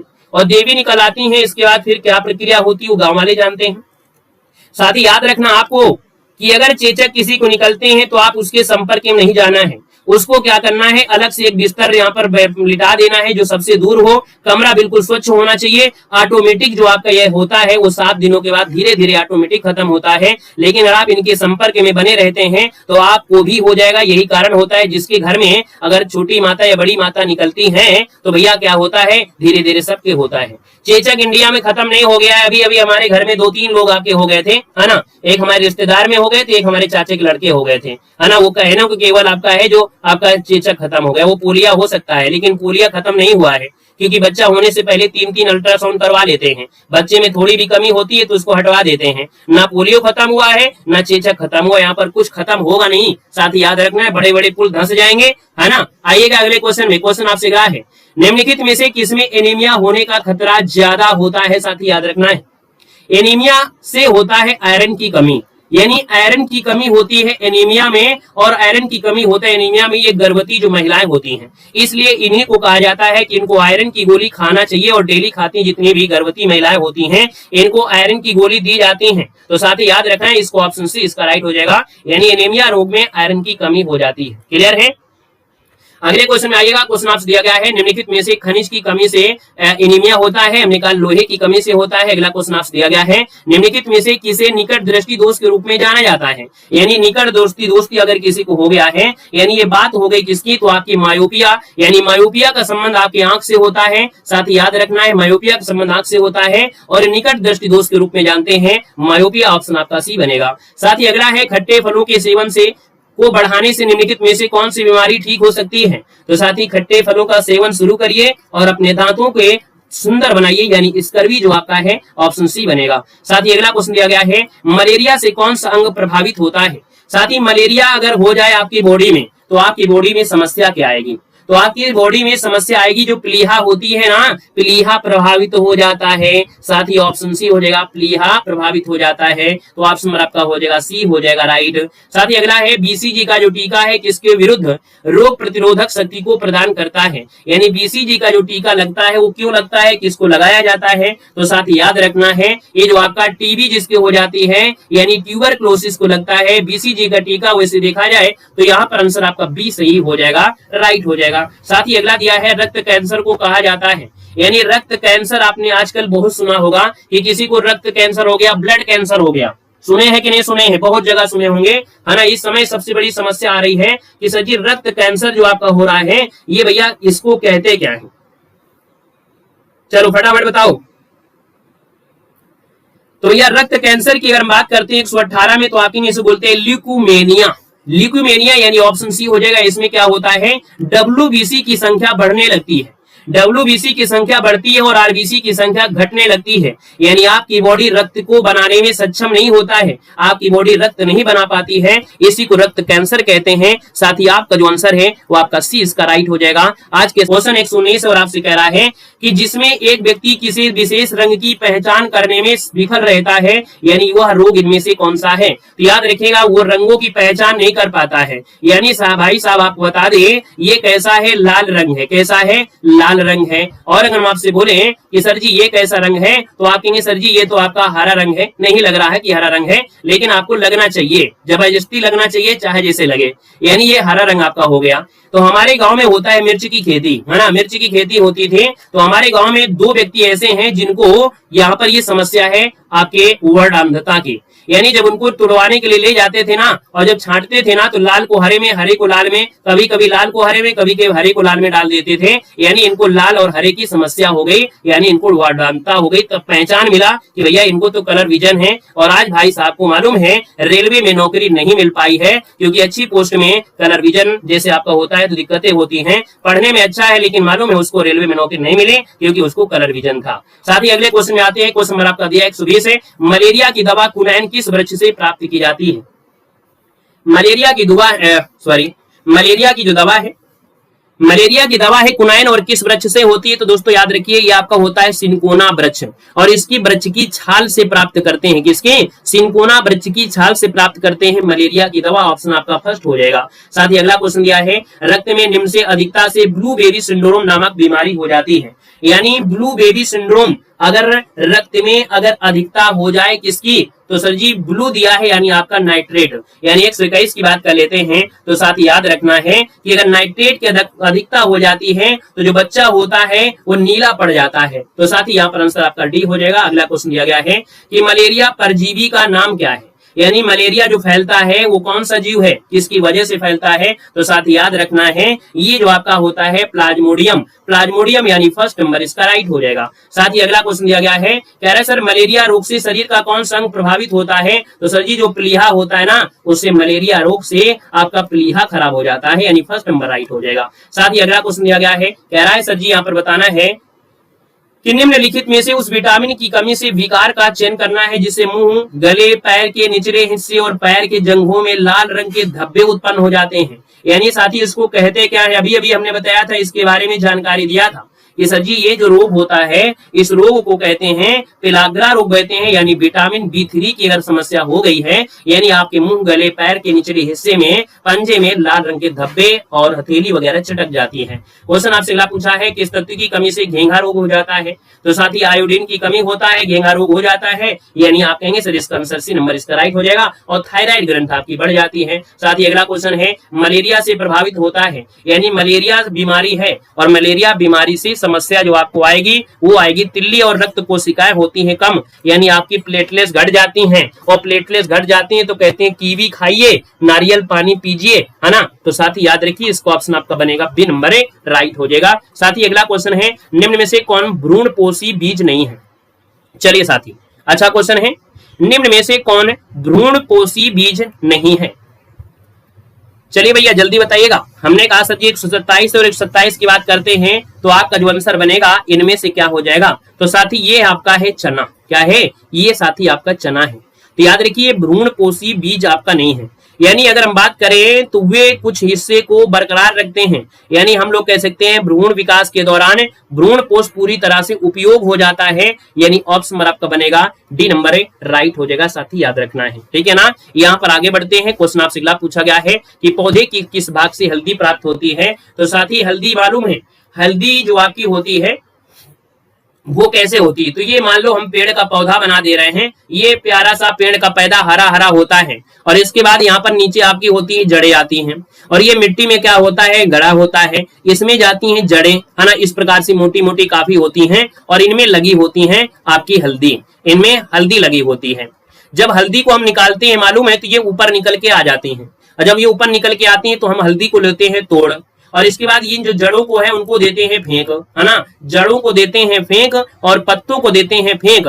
जड़ों को फेंकते हैं फेंक देते हैं, पत्तों को फेंक देते हैं, बचता हमारे पास तोड़ने से है और तोड़ते हैं, इसका मतलब ये हो गया तना। क्या हो गया तना, यानी कि जो आपकी हल्दी होती है वो तना होता है, क्योंकि सर जी हमने जड़ों को फेंक दिया है और हमने पत्तों को फेंक दिया है। तो अब आपको याद आ गया, जीवन में भूलना नहीं हो, आप लोगों से गलती हो जाएगी, बहुत लोगों से गलती आ रही है। हमने आपको समझाया कि ये है हल्दी का पेड़, इसमें से आपकी जड़ें नीचे गई हैं, इन जड़ों में लगती हैं आपकी क्या, आपकी हल्दी, है ना। और इसके बाद जब उखाड़ते हैं तो इसको तोड़ते हैं, यानी जड़ें जब फेंक दिया है तो जड़ें तो हो ही नहीं सकती हैं। अब उदाहरण आपको बताते हैं, सर जी ये है आप प्यारी सी मूली, क्या है ये प्यारी सी आपकी मूली है और मूली की अगर हम बात कर लेते हैं तो जब मूली को उखाड़ते हो तो आप क्या करते हो, क्या नीचे वाले को फेंक देते हो, नहीं फेंकते हो, यही तो खाते हो ना, यही खाते हो, यानी ये आप खाते हो जड़। तो जो चीज को फेंक नहीं पाए हो ये आपकी जड़ होती है और यहाँ पर आपने जड़ को फेंक दिया है, यानी तोड़ कर रखा था वो आपका तना हो गया। यानी जो आलू होती है, क्या ये आलू होती वो भी आपकी क्या होती है, तना होती है।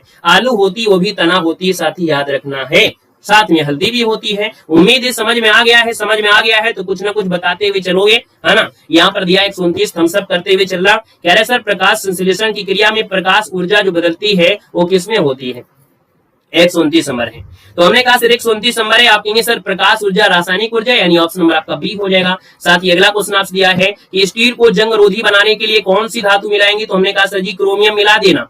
क्रोमियम मिला दोगे तो उसमें जंग नहीं लगेगी, क्योंकि जितने भी सर्जिकल पार्ट बने होते हैं ना ऑपरेशन वाले, उसमें जंग नहीं लगते हैं क्योंकि उसमें क्रोमियम मात्रा मिली होती है। साथ ही अगला क्वेश्चन दिया गया है दूध को दही के रूप में खट्टा करना, इसका क्या उदाहरण है। यानी दूध को दही के रूप में खट्टा करना है, यानी आप कहेंगे सर इसका आंसर क्या बनेगा। तो ये होता है किण्वन की प्रक्रिया। क्या किण्वन इसे बोलते हैं, यानी दूध जब दही में कन्वर्ट होता है तो ये किण्वन कहलाता है। क्या होता है? किण्वन कहलाता है।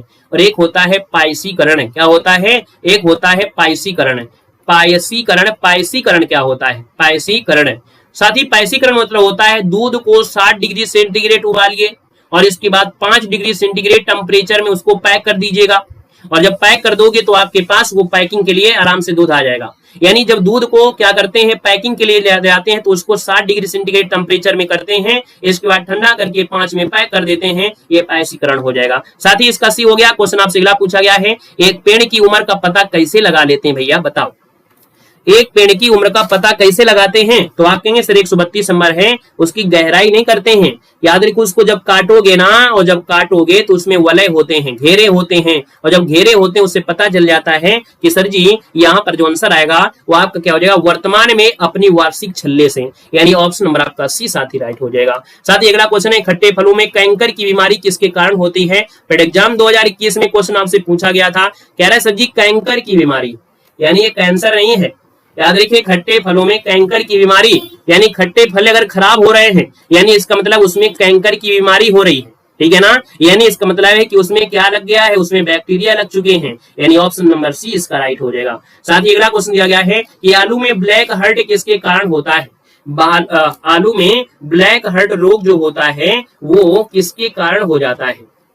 चलो भैया 134 को ऑप्शन देना है, और 134 की अगर हम बात कर लेते हैं तो आपका आंसर क्या हो जाएगा।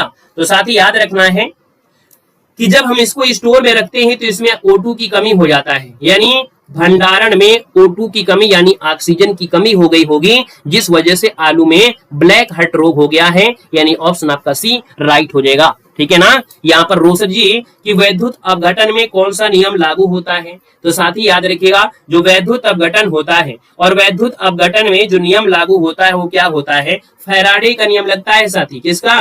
फैराडे के नियम होता है, ऑप्शन आपका डी हो जाएगा। साथ ही अगला क्वेश्चन दिया गया है कि इलेक्ट्रॉन वोल्ट इकाई है, यानी इलेक्ट्रॉन वोल्ट जो इकाई होती है वो किसकी होती है? तो साथ ही ये होती है ऊर्जा की होती है, यानी ऑप्शन सी हो जाएगा, ऊर्जा की होती है। साथ ही अगला है पृष्ठ तनाव की बीमा क्या होती है? यहाँ पर बताना है पृष्ठ तनाव की बीमा क्या होती है। तो ml स्क्वायर की घाते 2 होती है, यानी कि आप कहेंगे आंसर फर्स्ट हो जाएगा, एमटी दिया गया है ना, एमटी दिया है तो एमटी ना बोलेंगे। पृष्ठ तनाव की बीमा क्या है?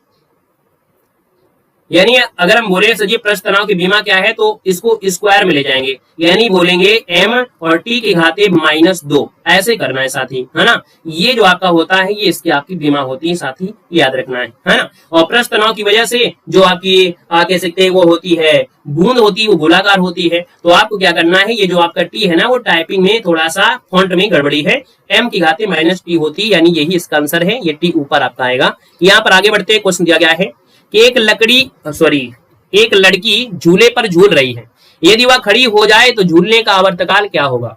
यानी सावन के महीना है ना, सावन का महीना है और इसमें लड़की झूला झूल रही है, और अगर अचानक से वो झूला में झूलने लगे, खड़ी हो जाए, तो साथ ही याद रखिए जो उसका आवर्तकाल था, आवर्तकाल यानी जानते हो झुलवा जो इतनी दूर तक जाता है, पांग चढ़े है ना, पांग जो बोलते हैं पांगे मार रहे हैं, यानी जो आवर्तकाल था भैया उसका आवर्तकाल घट जाएगा या बढ़ जाएगा? बताओ क्या हो जाएगा, आवर्तकाल घट जाएगा या बढ़ जाएगा?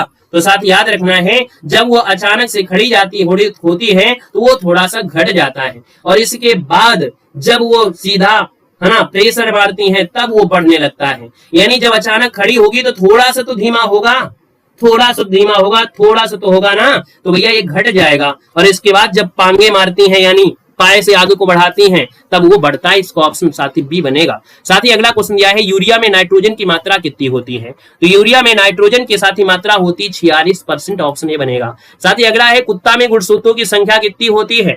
तो साथ ही यहाँ पर देखा जाए कुत्तों में गुणसूत्रों की संख्या होती है 78, यानी ऑप्शन नंबर आपका बनेगा सी हो जाएगा। साथ ही जो जानवर जितनी स्पीड के साथ दौड़ लेता है उसके गुणसूत्रों की संख्या भी उतनी ज्यादा होती है, याद रखने हैं, ठीक है। यानी जो आपका जानवर, मतलब ये बता रहे हैं याद करने के, जो जानवर जितनी स्पीड में दौड़ता है ना, उसकी गुणसूत्रों की संख्या भी आपकी ज्यादा ही होती है। ऑप्शन सी बनेगा। क्वेश्चन आपसे अगला है कि पारे का प्रतिरोध शून्य होता है, यानी पारे का जो प्रतिरोध है वो शून्य हो जाता है 4 केल्विन पर। तो ऑप्शन नंबर आपका सी हो जाएगा 4 केल्विन। नेक्स्ट क्वेश्चन दिया है सर मेथेनॉल को कहते हैं, तो सर जी मेथेनॉल को क्या कहते हैं, तो मेथेनॉल को कहा जाता है वुड एल्कोहल। क्या बोलते हैं, वुड एल्कोहल। ऑप्शन नंबर आपका सी हो जाएगा, वुड एल्कोहल कहा जाता है मेथेनॉल को। ठीक है, चलिए अगला क्वेश्चन दिया गया है साधारण लोलक के समय को दोगुना करने के लिए धागे की लंबाई को क्या करना होगा। यानी अगर आपसे बोले सर जी यहां पर कह रहा है क्वेश्चन कि साधारण लोलक के समय को दोगुना करने के लिए धागे की लंबाई होना चाहिए, तो साथ ही याद रखिए समय को दोगुना करना है तो धागे की लंबाई 4 गुनी कर दीजिएगा। क्या कर दीजिए, 4 गुने कर दीजिए, यानी आपका जो आंसर बनेगा साथ ही वो आपका सी हो जाएगा। एक सूत्र होता है T बराबर 2 पाई, है ना, और रूट के अंदर आपका होता है L/G होता है। तो यहाँ पर आपका जो आंसर है वो आपका सी हो जाएगा। साथ ही अगला क्वेश्चन दिया है प्रत्येक 1 डिग्री सेंटीग्रेड ताप बढ़ाने पर वायु में ध्वनि का वेग क्या होता है। साथ ही ये बताइएगा कि 1 डिग्री सेंटीग्रेड अगर हम बढ़ा देते हैं, यानी अगर 1 डिग्री सेंटीग्रेड ताप बढ़ा देते हैं तो वायु में ध्वनि का जो वेग होगा साथ ही वो कितना हो सकता है। तो साथ ही याद रखना है वायु में ध्वनि का वेग होता है वो कितना हो जाता है। तो यहाँ पर देखा जाए तो आप लोगों में से कुछ लोगों ने जवाब दे दिया है 145 को ऑप्शन बनेगा ए नंबर है। 0.6 मीटर प्रति सेकंड की दर से बढ़ जाता है, ऑप्शन फर्स्ट हो जाएगा। क्वेश्चन आपसे अगला पूछा गया है मानक दाब क्या है, यानी मानक दाब पूछा गया है, आपका मानक दाब है क्या। चलो 146 नंबर है और 146 की बात करते हैं तो आप कहेंगे सर पारे का जो होता है 760 मिलीमीटर होता है, यानी इसका आंसर आपका बी हो जाएगा। मिलीमीटर में जो मिलेगा जो 760 मीटर होता है मिलीमीटर में होता है। साथ ही अगला है कि जब प्रकाश वायु से कांच में जाता है, यानी ये आपका है कांच और ये है आपका कोई स्रोत, और इससे हमने आपका करते हैं प्रकाश को कांच में डाल देते हैं।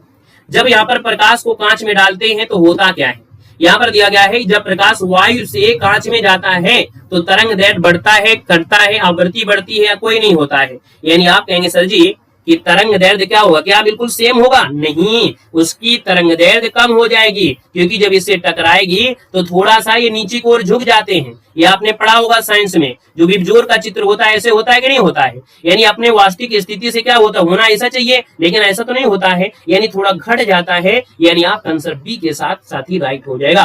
साथ ही अगले क्वेश्चन में आते हैं एस्कर्बिक एसिड जो आपका है किस विटामिन का नाम है, यानी विटामिन सी का नाम है एस्कर्बिक एसिड। अगला क्वेश्चन दिया गया है कि ध्वनि किस रूप में यात्रा करती है, यानी जो ध्वनि है वो किस रूप में यात्रा करती है। साथ ही इस बात को याद रखना है 149 में कि जो आपकी ध्वनि है वो किस रूप में यात्रा करती है, तो अनुदैर्ध्य तरंगों के रूप में कार्य करती है। क्या ये जो आपकी ध्वनि होती है ये अनुदैर्ध्य तरंगों के रूप में कार्य करती है। ऑप्शन आपको बी देना है, अनुदैर्ध्य तरंग आपको देना है, याद रखना है। यहाँ पर याद रखिए, ऐसे याद रखा करो, हमने कहा कभी कभी दिमाग का प्रयोग कम करा करो। यहाँ पर धा दिया गया है, यहाँ धा दिया है और यहाँ भी देखो धा दिया गया है। अनुप्रस्थ वाले में दिया गया है क्या, नहीं दिया गया है, बस हो गया। कबो कबो दिमाग ऐसा लगा दिया करो जो आपका 3 इडियट वाला हो, यानी यहाँ पर धा दिया है और यहाँ पर भी धा दिया है, तो भी आपको जीवन में दिक्कतें नहीं होगी, बस रट्टा मार लो, ऐसे भी रट्टा मारा जाता है। तो याद रखिएगा कि अनुदैर्ध्य में धा है और यहाँ पर भी धा है, बस आंसर हो गया, काम बनना चाहिए अपना, बस आगे कुछ भी हो जाए। क्वेश्चन नंबर दिया 150, सोनार मुख्यतः उपयोग किया जाता है। ये सोनार सर जी कौन है, ये सोनार सोना चांदी वाले नहीं है, ये सोनार जो आपका है ये समुद्री यात्रियों के द्वारा होता है। यानी प्यारी सी ये नाव है ना, ये प्यारी सी नाव है, इसमें बैठे हैं लोग, है ना, इसमें बैठे हैं लोग बैठे हैं और नीचे कोई वस्तु है, और जब वस्तु है भैया वस्तु होती है। धन्यवाद सभी को, जय हिंद, सभी को वंदे मातरम।